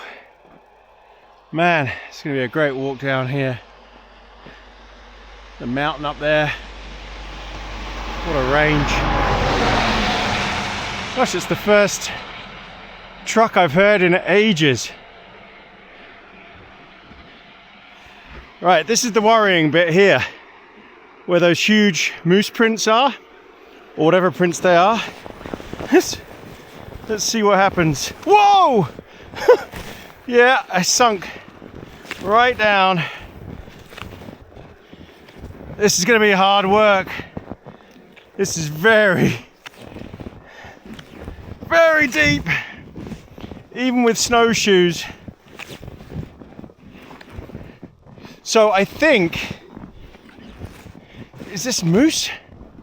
I don't know what this is. Must be. Wow, this is... You see, the problem we got here is it's just fluffy powder. It doesn't compact. You can't make a snowball out of this stuff. It's hard to explain. It's just crispy. And because of that, I'm just sinking. There is no way to walk on this stuff that isn't extremely taxing. So just got to do it.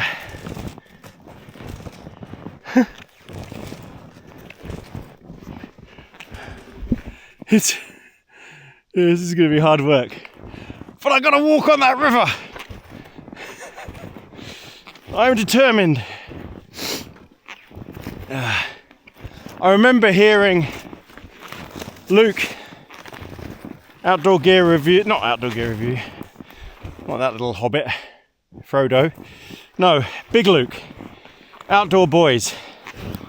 He talked about this. He said, oh man, I'm down. I'm down.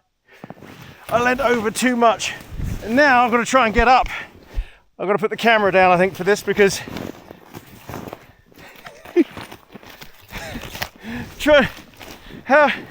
it's like skiing. How do you get up? Oh, Christ.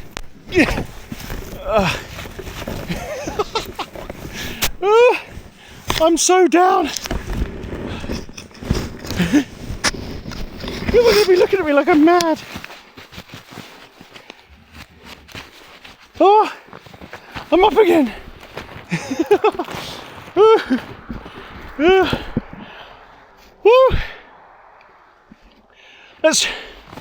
Let's try not to sink again, because that was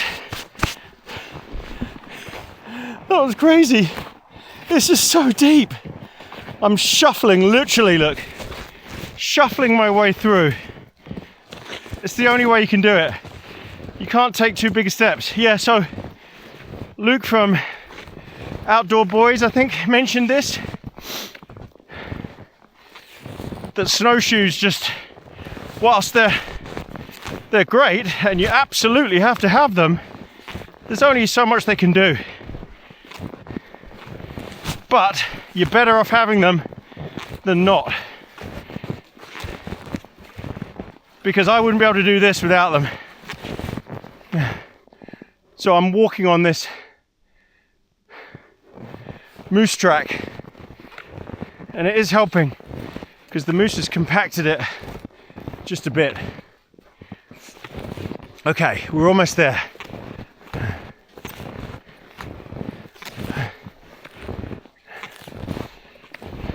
Whoa! The tricky thing is not leaning over. So on top of this berm here, I'm assuming it won't be so bad. Let's get up here. Here we go. Oh no, it's just as bad. Of course it is. Whoa! Oh, there's the river.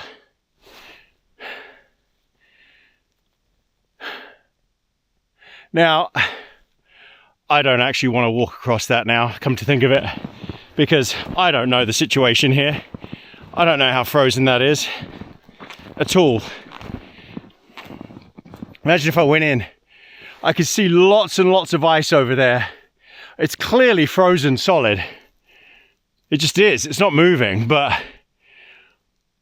talk about Darwin Award. I'd definitely get the Darwin Award if I went in there. Ooh, I don't like this bank.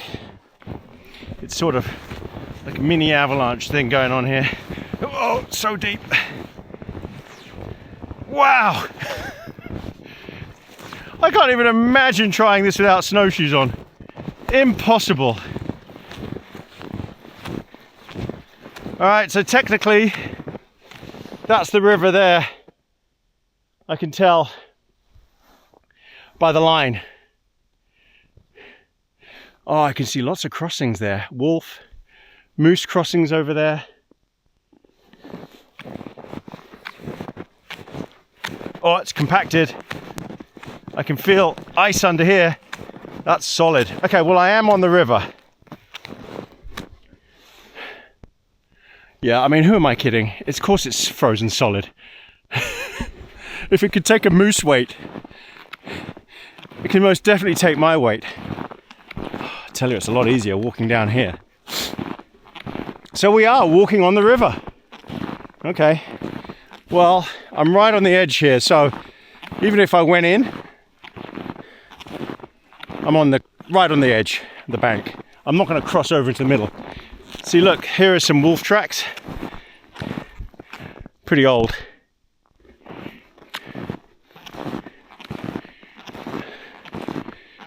Maybe someone can answer this for me. Why does the snow only go up to a certain area? And then you get these clear bits. Frozen solid, but clear bits. Why is that? See what I mean here? Big lump of ice. Oh. Hey, that's flowing.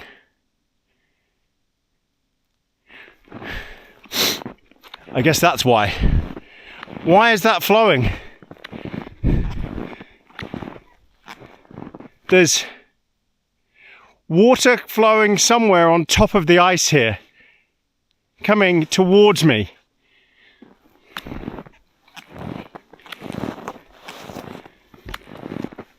Maybe someone can answer that question. Why does that happen? How is the water getting on top of the ice? Now, obviously, that's still solid, thick ice under that water. But how is that happening? I don't know. This is why I saw steam coming off here yesterday.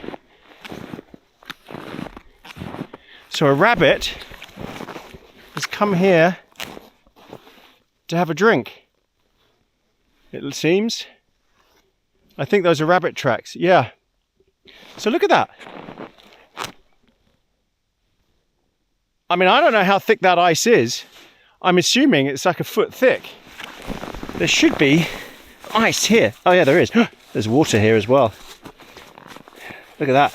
So I'm walking on water here.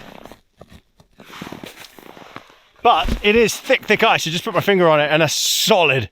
So why is there a layer of water on top of the ice? I don't know. But I'm sure someone can tell me in the comments. How's that happening? Look. There'll be water right here. Somewhere. Oh no, I'm back on thick ice again. Yeah, so it's coming under the snow here. Very weird. Maybe someone can explain that. How that happens. Wow. This is beautiful. You know, this would be a lovely spot, away from the bridge, of course, further around the corner, to set up a camp. Just sleeping bag and pad and just have your dinner and have a chair and look out at that view and watch the sunset. It'd be stunning. All right, let's head back to the truck and we'll move on to wild camping spot. Look at the trail I carved. Coming down here. Should be easier to walk back now that I've compacted it a bit.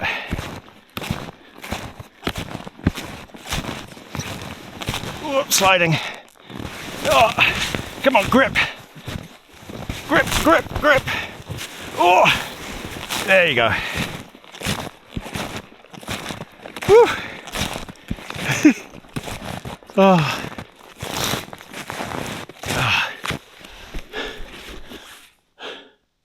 It's really exhausting, by the way, walking in deep snow in snowshoes. Imagine how exhausting it is when you haven't got snowshoes. Been there, done that in New Zealand. That's tiring. With a full pack. Exhausting. Very deep snow, and I had Brucey with me and Brandon. We had to create a path for Bruce. Poor thing, bless him. My border collie. And Brandon was struggling. Oh, nightmare. But again, snowshoes wouldn't have helped because it was a fresh dump. Okay, back to the truck. I think I need another coffee.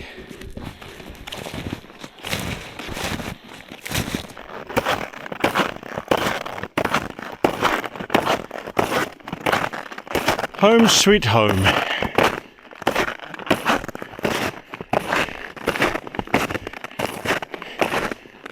Desperate for a coffee.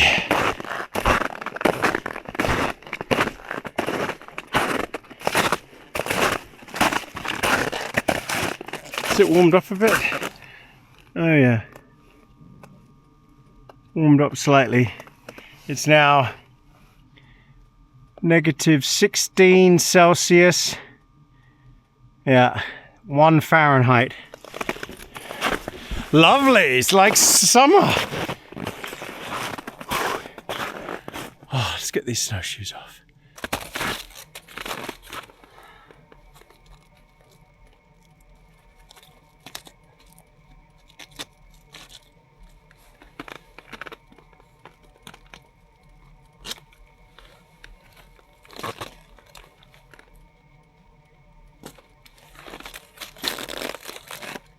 Oh.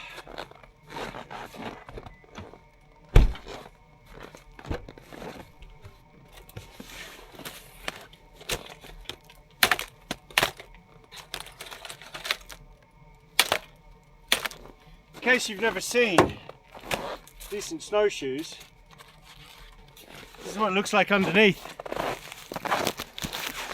Massive ice spikes. Big tail here.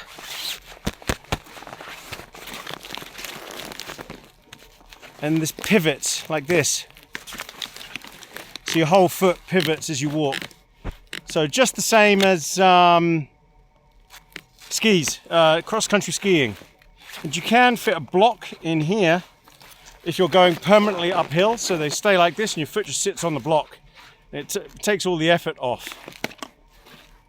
So yeah. Awesome pieces of kit.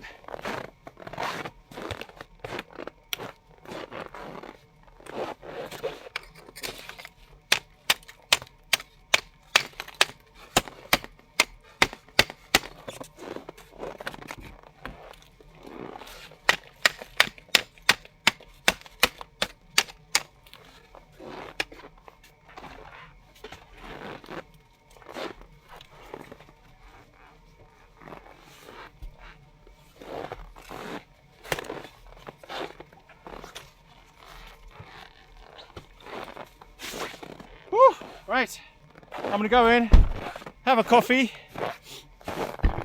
and then I'll bring you all back for heading off. I'm pretty sure we're gonna do a wild camp.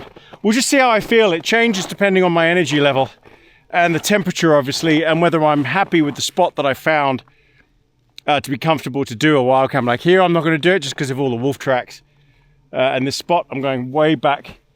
So we'll have a look, but I'll bring you back. Am I frosty? I feel frosty. Okay, bring you back.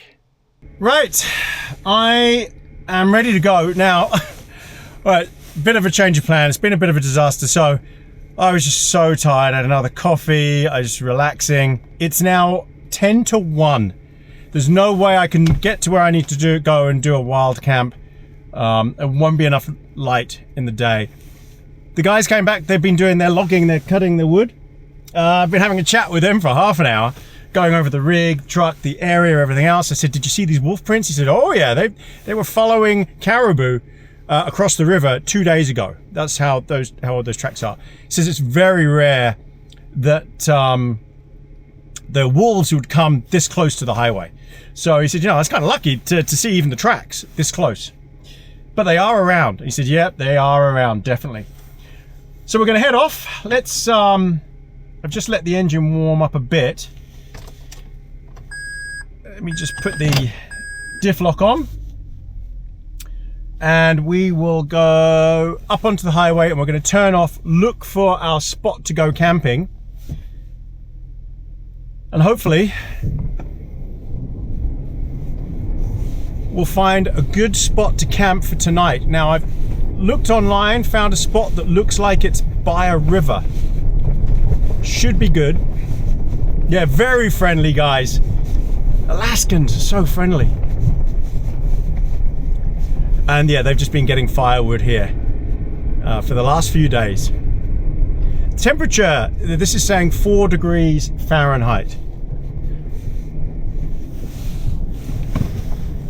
All right, here we go. Back up onto the road. And we are off. I'm gonna take it easy. Let's relax. My body is telling me to rest up a bit more. That's why I was so late getting out of bed this morning. Oh, my ears got very, very cold just talking to him then. Wowza. Hope I don't get frostbite. So yeah, I'm tired. This has been a long trip and I've still got 5 days left before I leave to go and meet Anne and then go and see Brandon back in LA. So I'm not gonna wild camp tonight. I'm gonna, find this spot, go and have something to eat. We're gonna cook up something. I feel like some hot dogs or sausages, and we'll just relax, have another coffee, chill out, and just enjoy the environment. So I think I've got about an hour to where I want to camp tonight. Hopefully it's clear, hopefully I can get in there. So I'll bring you back then. Look at that view. Wow. Just beautiful. Sorry about the fan noise. The engine's still heating up. But look at it. That could be a postcard. That's as high as the sun is getting at the moment. And we're at lunchtime, 1 p.m. Just, it's mesmerizing. What a beautiful, absolutely beautiful place. This reminds me of around Banff in Canada. Around Emerald Lake, just like this. Absolutely stunning. I might have to go back to Canada. I did love it. Almost there. 11 miles to go to this pull-off stop. I stopped off at another area, scouting for a wild camp spot. I want a stream, whether it's running or it's frozen, doesn't matter, and trees, and somewhere I can walk out to with my snowshoes on, that's away from the road, maybe 20-30 minutes away, that's nice and quiet, that I've got view, not bang right in the middle of tons of trees. I want to have a nice open view, but just have some trees to hunker up against. So I found a spot back there, it's about 12 miles back. That might be a place, but we're going to see what this place is like tonight. I might end up doing the truck camp here tonight, and then you never know, go off and do a wild camp tomorrow in the same area, if it's nice. Oh, I'm just loving having some sunshine. Got to make the most of it. It's beautiful. You see the sun, just there's so little sunlight, direct sunlight in winter here, that you just got to make the most of it. 9 miles. Right, I've turned off onto the little road that should take me to where I want to go to park the night. I don't know how deep this snow really is. There are some tracks in it, so we're going to give it a go, see how the truck does. It seems okay.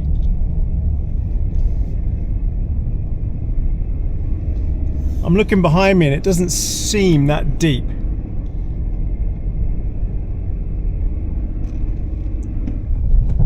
just don't know if I want to risk it or not. Let me put it into low range and see if that works better. Because low range, I think, would be better for this. So I'm going to put traction control off and lock the diff. Here we go. Okay, let's see if I can back up safely.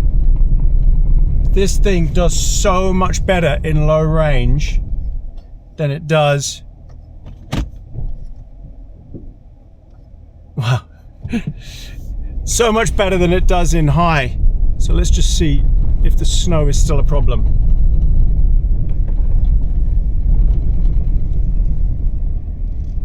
It's doing it, it's crawling. As long as I stay where I need to in the middle here, I think I'll be okay. What I really need to do is put this and hold it in first gear. Oh, second gear, here we go. So we'll just leave it in gear.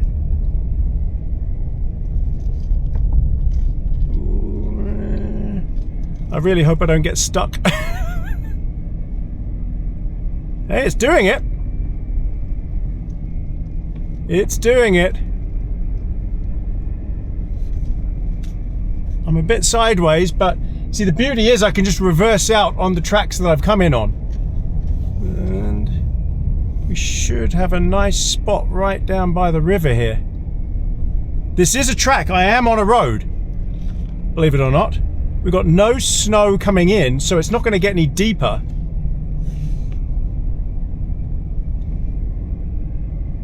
I've not got any error messages. I think this is it. Oh yeah, look at this. Right next to the river. And people have driven down onto the riverbed. I don't know that I want to do that. That doesn't seem sensible. These must be locals that have done it. But there's definitely tracks going down onto the riverbed. Oh, that's got to be a snow machine. Yeah, that's a snow machine. All right, so what I need to do is... Oh, it's so much easier to back up once you've made tracks. This, according to where I am on Google Maps, to my right here is, it's all the same sort of sized area.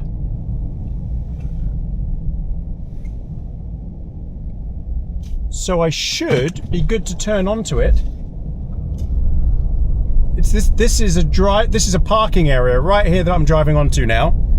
I've confirmed it. I'm zoomed right in on Google Maps, so I'm not driving onto a lake or something. I can definitely see that it is.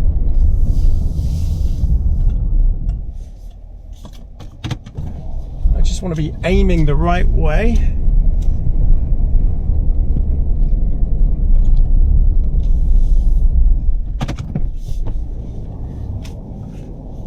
There we go. And I'm in the trees.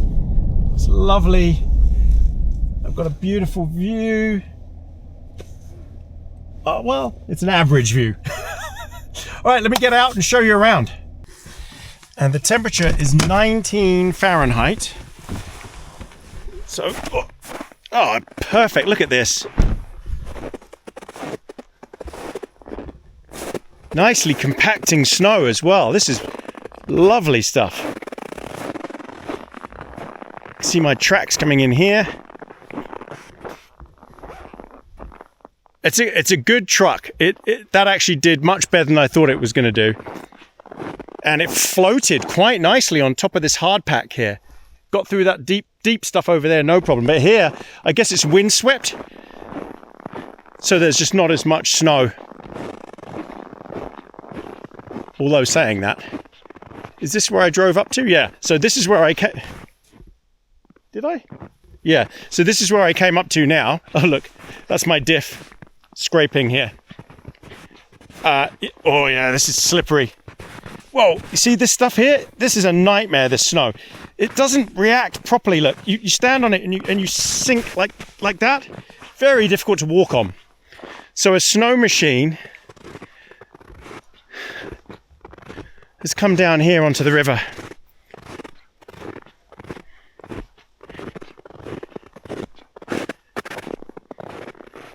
And they've been snowmobiling here.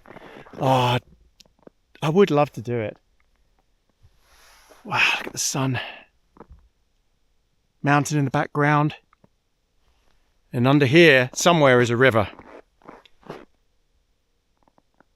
it's just quiet. It's lovely. I'm in with the spruce. So this bit obviously gets some good sunlight because it's melted the spruce off the trees. Well, and it's obviously not as cold here. Oh, now I've got snow in my boots. It's not as cold. 19 Fahrenheit is actually feels lovely compared to what I've just come from. Negative. 19 Fahrenheit. So that's -6 Celsius, and it just feels like spring. Very different. So I think I'm just going to camp here the night. I think this is perfect.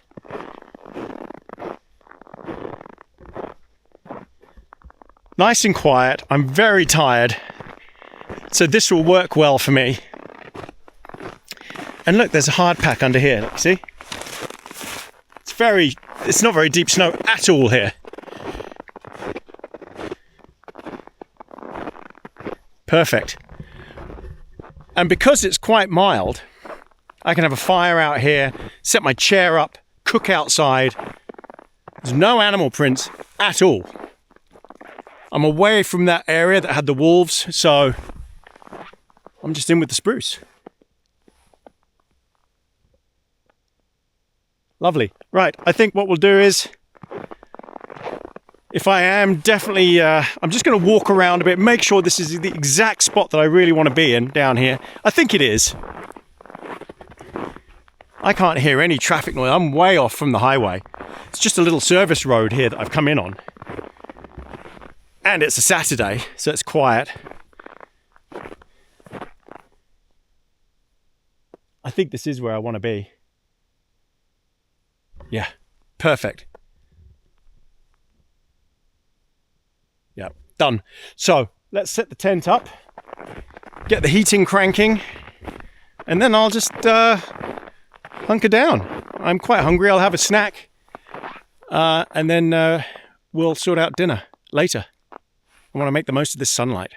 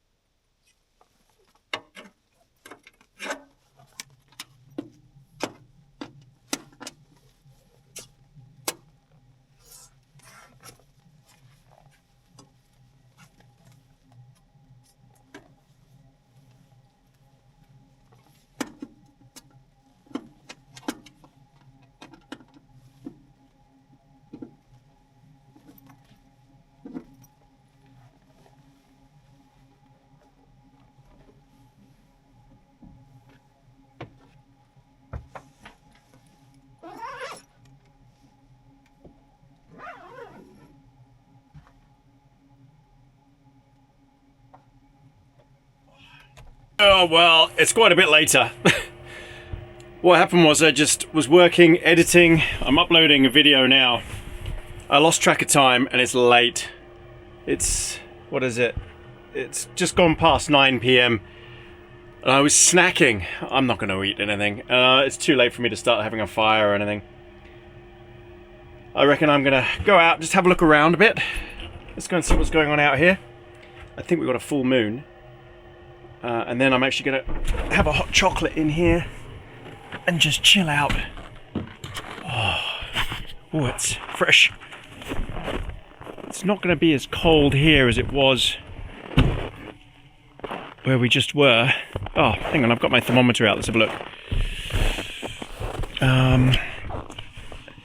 What does that say? Oh, okay. It is as cold. It's -2 Fahrenheit. Yeah, -2 Fahrenheit. It's almost -20 Celsius. Let's have a look. Oh, look at the moon. Beautiful. Oh, it's just lovely. Look at the shadows, the light. The camera does a great job of picking up any light that there is. I'm in super night mode on this camera. It's quite impressive.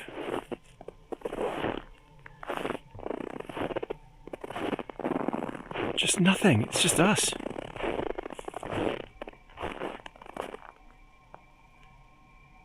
Oh, it's lovely. That is amazing. What a shot. Isn't that beautiful? All right, everyone. I'm gonna have a hot chocolate. I'll bring you back inside and then I think it'll be bed. All right, it's bedtime. It's late. It's 11 p.m. I've just been working, but I've only just opened the bed to come and lie up here. And I think we've hit a new level of ice and frost in the bottom of the bed and the side of the bed. It's pretty bad. I'm just glad I've got this extra blanket. But, I mean, we've got a hell of a build up here. Let me have a look down here and just see what's going on. Oh. Oh, wow. Even the pad. Oh, look at the amount of ice there. Oh my gosh. Wow. That's crazy. There's so much ice at the bottom of the bed. Without this pad, I would freeze. And even the pad is frozen on the inside here. So the pad's now frozen. This blanket is all that's protecting my feet from the pad. So the pad did as much as it could, but eventually that froze as well. That's nuts. Frozen solid. Look at that. So much ice. So this bit here is over the truck, not over the cabin. It gets no heat to it. It's a serious design flaw in this system. There's nothing you can do. There's no heating. There's no way to get heat into this corner. It's over the truck. So basically, this is fully exposed to the elements. Nothing I can do. Oh, I've just got to tuck that in and just not put my feet too close to that. I've got thick wool socks on anyway. I mean, I have been managing to avoid it so far, but without the pad, your bedding would just be frozen solid. It really would. So you got to have a pad if you're going to be doing this in here. Oh gosh, I don't know how much more of that I want to take. I mean, we've just had exceptional cold though. Yeah, It's just cold. I could get my sleeping bag out, but what I've decided to do is just crank the heating up. So I've got the heating now set to 70 degrees Fahrenheit. I've got this open, so all the heat's coming up here. Eventually, and I've actually tonight I've closed the vents. It gets plenty of air down below anyway. The door is not sealed, believe me, it's not. So I'm hoping that what happens is the heat just builds and builds up here, forms, and then comes down, down, down as a layer of heat, down all the way, and eventually will settle here. Just got to get it as hot as possible. There's no other way to deal with it. Unfortunately, that's the price you pay for having an aluminium cab with no insulation. And I think even if well, I guess some insulation, but with no insulation down there, completely exposed over the truck, and it's minus something out there now, Fahrenheit, -1 Fahrenheit.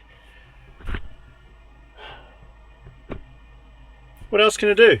There's nothing else I can do. It's a real design flaw. Again, these things, this is designed in South Africa. It's not designed for Alaska winter. Yeah. So if you're going to do this, if you're going to use this vehicle, then make sure you've got a pad, make sure you've got enough bedding, and just be prepared for the fact that the bottom bit will be frozen. All right, everyone. It's going to be an interesting night, I think. Right, unless something major happens in the night, which it won't. I'll see you in the morning. We'll go and have a walk around and explore this area a little bit. I'm still thinking about a wild camp. I've just been so exhausted now. This is such a long trip. My shoulder's killing me. Just the thought of a wild camp. I don't know. I don't know. We'll see. I'm sure there'll be loads of comments about it, but it'll be too late by the time this video comes out. I'll have made my decision by that point a long time ahead. Alright, everyone. See you in the morning. Frosty. Night, everybody. Morning, everybody. It's just gone 7 AM. I've just looked at the thermometer and it's below -13. So let's just check the thermometer outside. And what we're going to do is, if it's cold enough, we're going to do the boiling water in the air trick. But it needs to be colder than -26 Celsius to do it. Oh, takes your breath away. Wow. Oh, man, that's cold. Oh, it is. It's -20. Holy moly. Okay, we can do the trick. Let me boil the water up and we'll get it done. All right, here we go. -20 Fahrenheit. Hot water in the air trick. Whoa! It vaporized! Holy moly! Wow, that was insane! Whoa! That's incredible! God, it's so cold. It just takes your breath away. Look at that! That was boiling water and it just vaporized in the air. That's how cold it is. Gosh, that is amazing. That was so cool. I've seen so many people do it. Very cool. That's the coldest it's been, I think, on this trip. And it seems to be getting colder. It's a clear sky though, as you can see. That's probably why. Full moon. Lots of stars. I didn't see any aurora last night though. Okay, we've got to get back in. Hands are freezing. You can't stay out here for long. Oh, we really sucked the life out of the battery. 41% left. I will have to go, I think, and start the truck because it's so cold as well. So we'll give the batteries a boost and get the engine warmed up.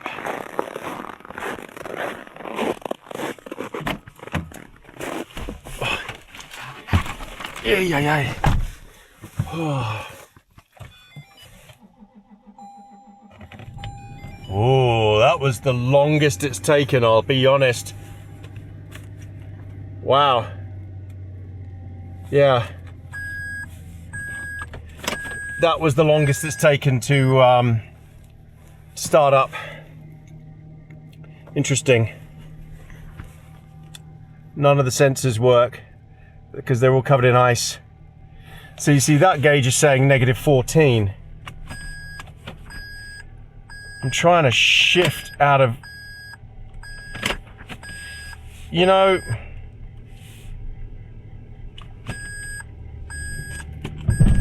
oh, there we go. Trying to get out of low range in a Toyota is a nightmare. It just doesn't, it doesn't want to do it. Right, I need to let this thing heat up and then let's go and get a coffee. Okay, it's 9 a.m. Let's go and have a little wander. Let's go and see what the temperature is. It should have warmed up a bit. I'm going to take my coffee with me. And then what we're going to do is come back, have some sausages. Oops. Oh. Ah.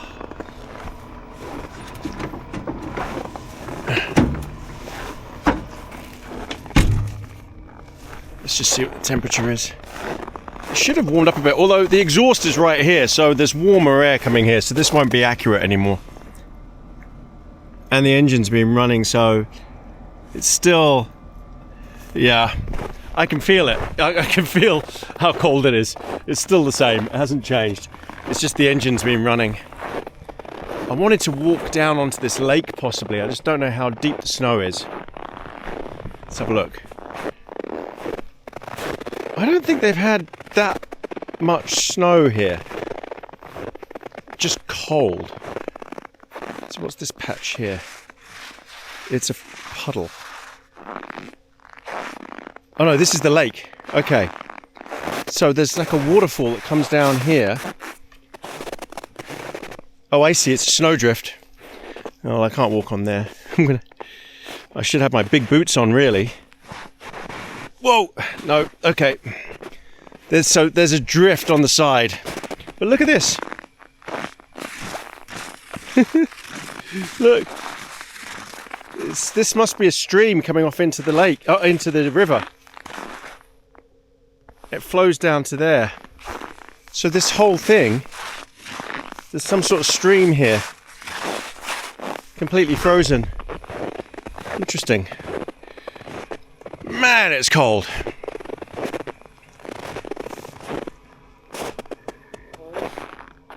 But it's so beautiful.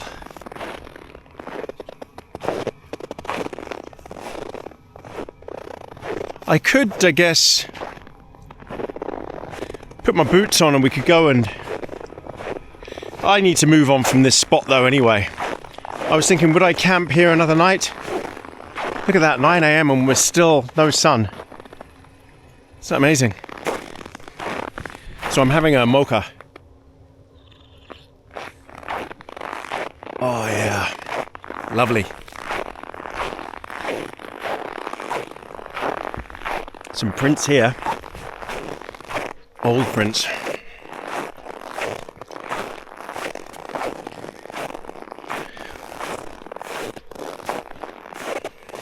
Oh, not so old.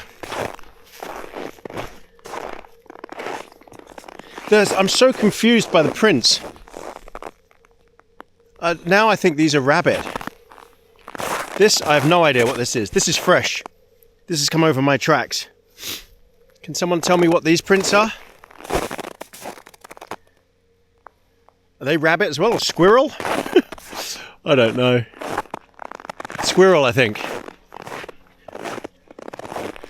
Look, they come bounding across. Someone teach me about prints. What are they? There must be squirrel. There's an old wreck car there. That's a bit creepy. Look at that thing. It's got bullet holes in it. Bizarre. There's some deep snow up there. I didn't think they'd got much snow, but maybe the wind has just blown it off of the river. That's what that is. Okay. Man, it's frigid. My feet are starting to go. It looks like they've had some mega frost up the top there as well. So we got down to minus 20 Fahrenheit last night. Maybe colder, I don't know. I don't have a minimum maximum gauge. But I worked out that when the engine is running, the temperature gauge in the back is completely off. It's getting warmed up by the exhaust. So it's not accurate. It's only my thermometer is accurate. The other two gauges, even in the car, it's registering from the engine is affecting it. So what a beast. I tell you what, this thing has done me proud. It really has. Again, I'll go over the costs in another video at the end of the series, because I'd have to compile it all and work it all out, how much it cost me. I paid for absolutely everything. None of this was gifted, none of this is sponsored. This entire trip I paid for the whole thing. And it's expensive. It cost me a lot of money to do this, but what a trip. It's been worth it. Alright, I need to get back in. We need to do sausages, but I've got to put a thicker jacket on to do that, and my thick boots. Yeah, we'll be wearing, I think we'll be wearing the big boy here to do this. The big Canada Goose. Right, bring you back for sausages. What a spot. I can't believe I keep getting all these places to myself now. It is a Sunday morning as well, so it is very, very quiet. Right. Actually, we'll do sausages as soon as the engine cuts off. It's running its sort of 1 hour thing, recharging my batteries and just keeping everything hot. So as soon as that shuts off, we'll do sausages. Whew. Right. Time to cook some sausages. It's still negative 20. It has not warmed up, but the sun is starting to come up, look. So you're going to get beamed with sunlight. Man, it's cold. Right, we've got to get this pan on ASAP. This gas is going to struggle in these temperatures for sure. It's not designed to operate in these temperatures. So I don't know how long it's going to operate for until it just gives up.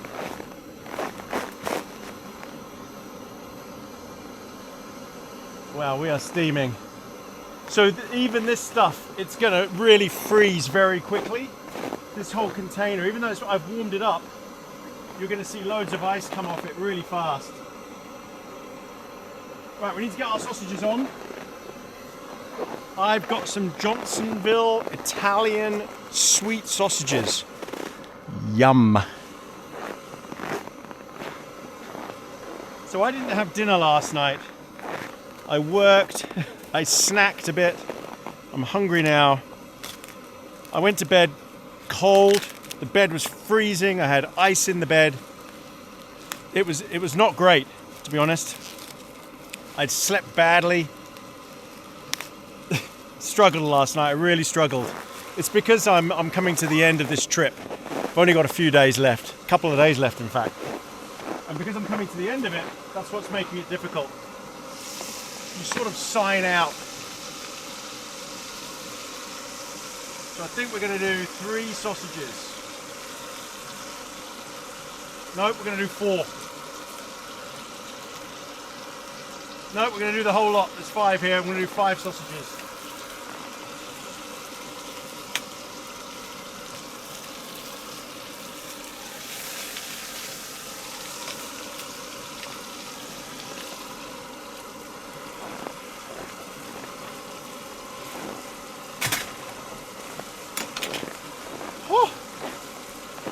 But at least we get to watch the sunrise.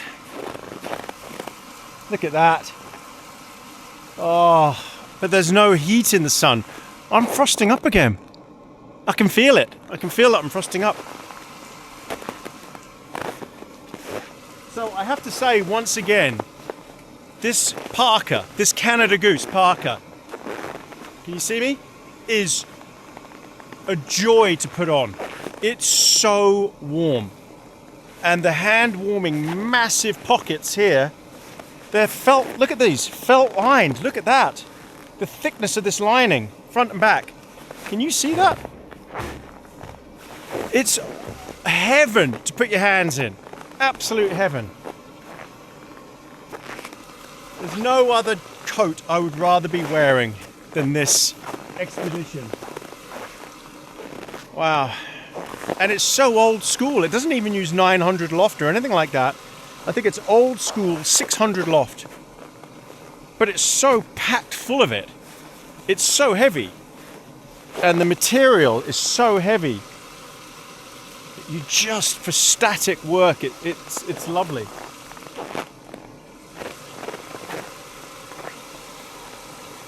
Right, we're doing okay at the moment. Probably because the heat is coming out of the truck. Might be helping. Oh boy, let me bring you a bit closer because... There we go. I'm keeping you so you can see the sun, I hope.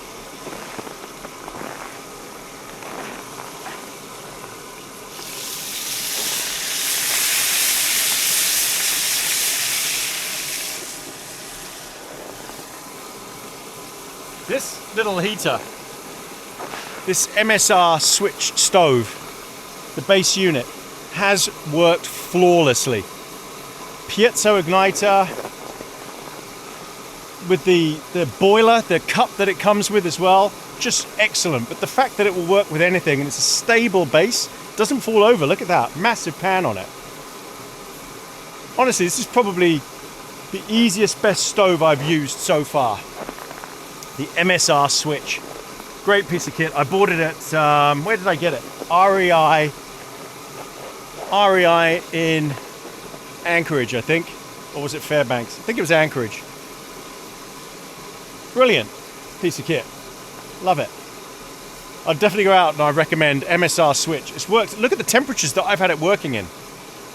And look at the things that I've done. It boils water fast. You can cook with it, no problem. Stable. And the piezo igniter just means you don't have to faff around with a lighter or anything. Now my camera, this DJI Osmo Action 6, is doing an incredible job considering the temperature.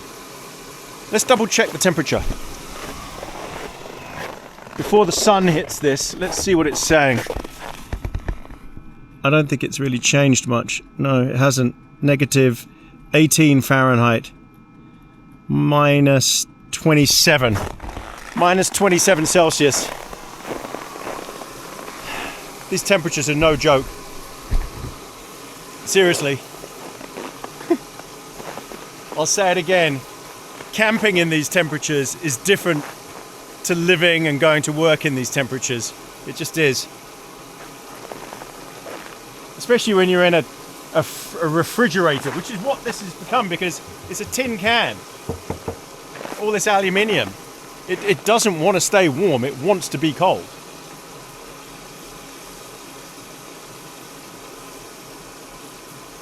It's so cold that the steam is evaporating. Oh, it's crazy. Right, I reckon these have got another 5-10 minutes to go. And then we'll chow down on some beautiful sausages. Maybe we'll watch the sunrise and have another coffee. It's just a shame there's no heat to the sun, and look how slow it is. Alright, I think my sausages are done. You know, I've just read on the side of this can of gas, it says ignites as low as 14 Fahrenheit, minus 10 Celsius. Well, it's minus 30 Celsius. And it's going, and still going, and not frosted. Okay, admittedly, it's warmer right in front of the cockpit here, the cabin. I mean, how am I going to eat these? I can't get my fingers out of my pockets. Oh, I might have to put gloves on just to eat these, I think. I can't take my fingers out. Honestly, I can't have my hands out for longer than a few seconds. It's that cold. So I think I'll get my gloves.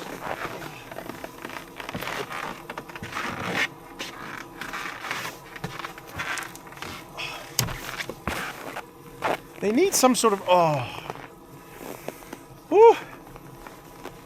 they need some sort of matte bristle brush thing built in here that you can scrape your boots off every time you get in, or on the back here. It's crazy that they don't have these little things. Okay, sausages. These will definitely be done. It's all going to freeze very, very quickly.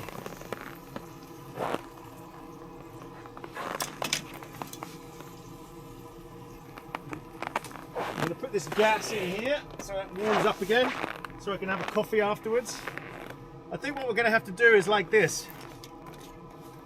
I don't think there's any other way to do this. Cover these up.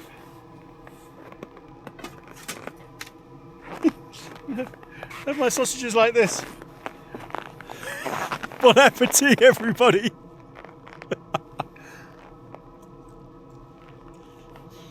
Mmm. Oh yeah. Mmm. Oh, that's so juicy. Alright, delicious.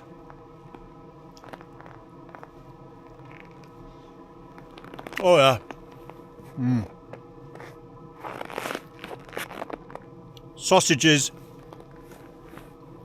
-30 in Alaska in winter. Awesome.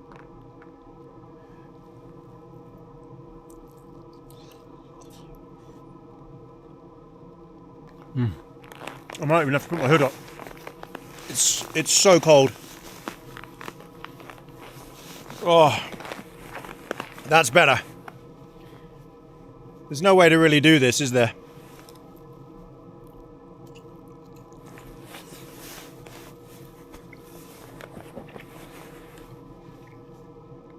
Oh yeah.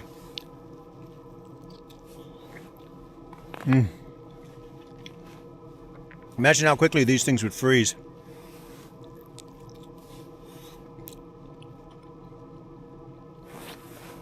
I know I'm getting frosty face again.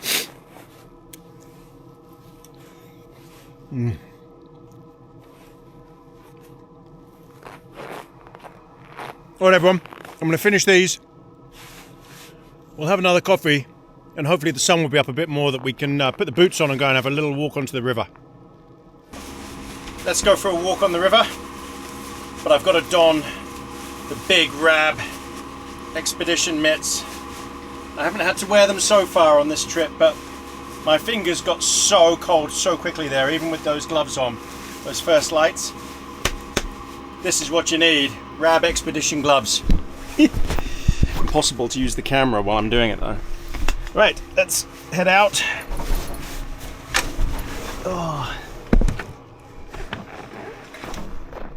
Oh, what a beautiful morning.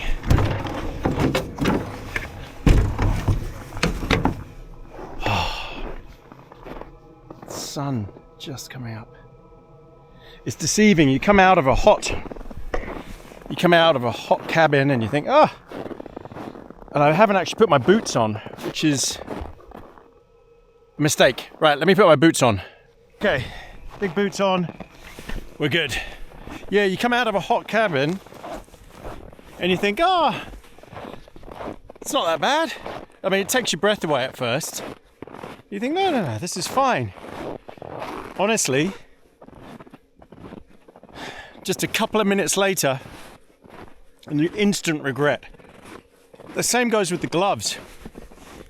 These heavily insulated mittens, these Rab Expedition mitts, they're a completely different level to fleeced gloves. So here we go, we're out onto the river. So someone's been snowmobiling there. Let's see how deep the snow is on the river. That's not so bad. Now, I know this river is absolutely frozen solid because I've just seen the ice up there. I don't even know if it's flowing now. No animal tracks at all, just doesn't seem to be anything around here. Oh, that's beautiful. It's just a shame there's no heat in it. No heat in it at all. Now I'm hoping that the sun is charging my battery as well with the solar panel, although I noticed that the solar panel, most of it's taped off. It's only a tiny bit of it available. I don't understand that. What I want to see is how deep the snow is and where's the ice. Here we go. There's the ice. It's just all the way down. That must be so thick. Look at that. I mean, obviously, it got very, very cold here before I got here. They went through a period up in the north of Alaska. It was minus 50 at Fairbanks, I think, up at Dead Horse. Minus 50. I think in Anchorage it got down to minus 20. We're talking Fahrenheit here.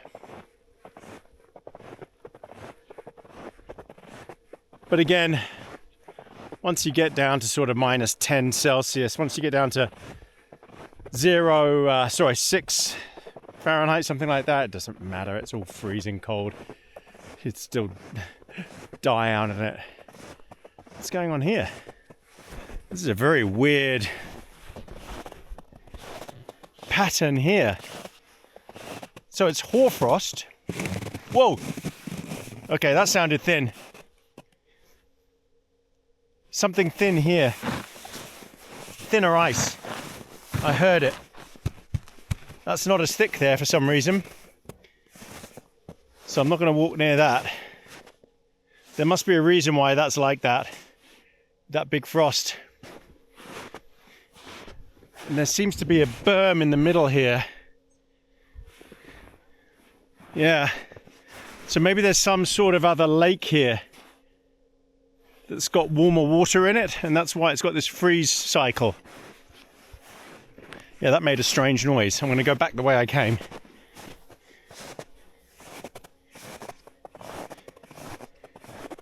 Look at that mountain over there. Isn't this spectacular? So as I was saying, it really, I know I've said this so many times, it really doesn't matter. It's all just cold. Because when you've got the right gear, even in these temperatures, you're fine. But you have the wrong gear when it's, like in New Zealand, it gets down to minus 10 maybe up on the mountains at most Celsius. There are some areas, a place called Alexandria, where you'll see minus 20 Celsius. So this is colder than that. But you have the right gear and you're fine. But you can be up on the mountain, up on Mole or Mars where I camp, where the wind chill is crazy and the humidity is so high, 95% humidity. See, this is bone dry here, no humidity. And then you know, you will die if you don't have the right gear. So many trampers, hikers come to New Zealand and die from exposure, falls, things like that. So everywhere is dangerous. It just is. As I keep saying, it's not a competition to see who can get the coldest temperature and say, oh, you should try this. It's all deadly. Nobody wins. Just as many people die from exposure in New Zealand per capita than they probably do in Alaska, I'm sure of it. Because here you're ready for it, you're used to it. In New Zealand you're not.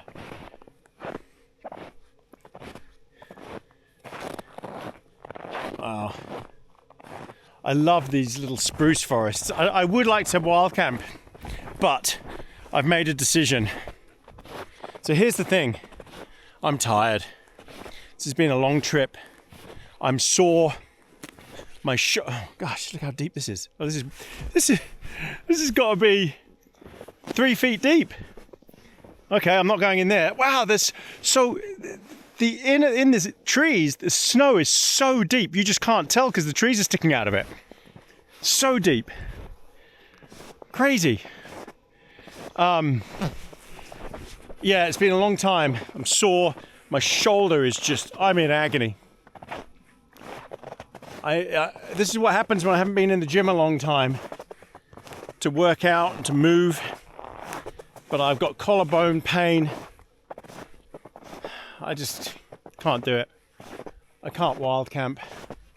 Let's see if we can walk up on this berm here. The wind should have blown everything off here. This looks like some sort of access way to the road. Oh, it is. This is access to the road that I came in on. Could go back up this way. That'd be cool. Yeah, I reckon I could get up here. No problem.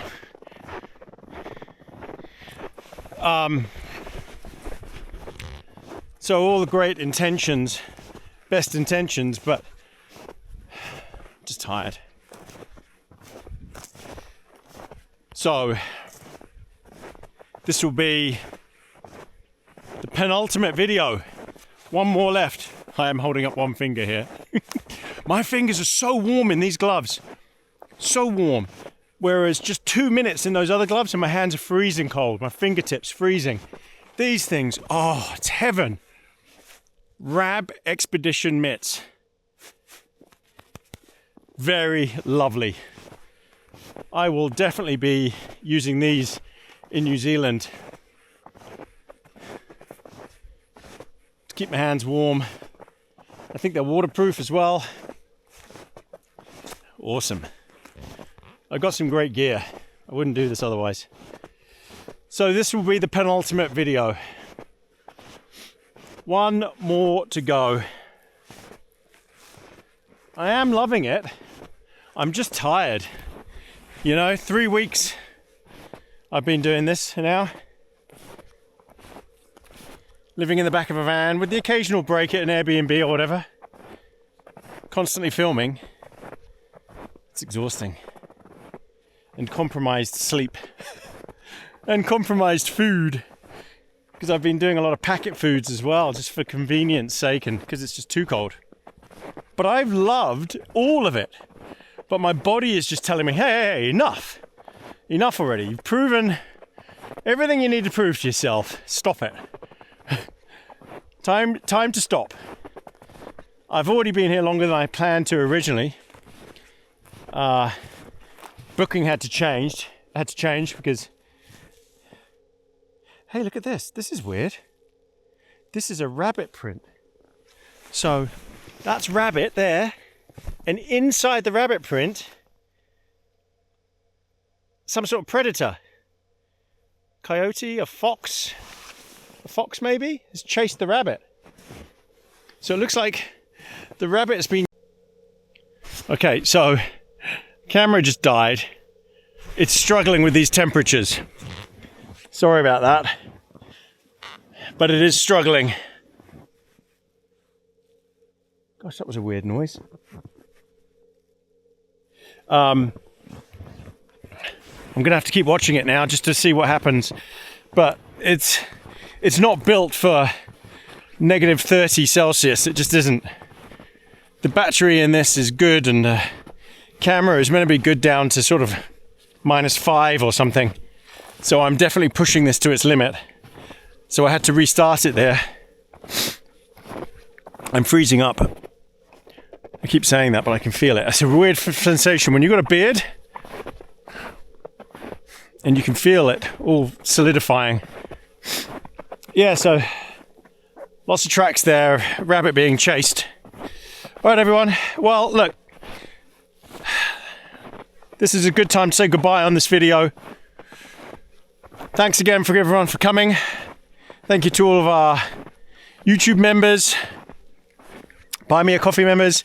Patreon members, and everyone who's bought merch, thank you so much. Thank you to all of our followers on Instagram, on Facebook and X, and everyone who signed up for the mailing list on www.abcampingandoutdoors.com. Thank you to all the likes and subscribes, and to everyone who's watched the videos. The second video came out yesterday for me here, and it's gone straight to number 1. Everyone seems to love it. Lots of questions, some advice, not all of it great. But I think everyone enjoyed the video. This is the penultimate one. There'll be one more video after this. And hopefully I can go over the costs of this trip as well. And maybe Anne might make an appearance at the end of it, and maybe Brandon as well.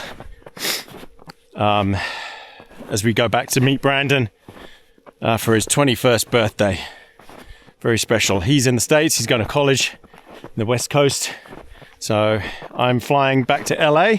Anne is flying out to LA. We're meeting up and then driving to where we're driving to go and meet Brandon. All right, everybody. Thank you so much for coming on this one. Hope you've enjoyed it. And see you in the last video. It'll come out in 2 weeks' time, I think, after this. Thanks again. It's the bit of sun that you haven't seen much of in Alaska. From Tony, Baby Camping in Alaska. See you soon. Thanks, everyone.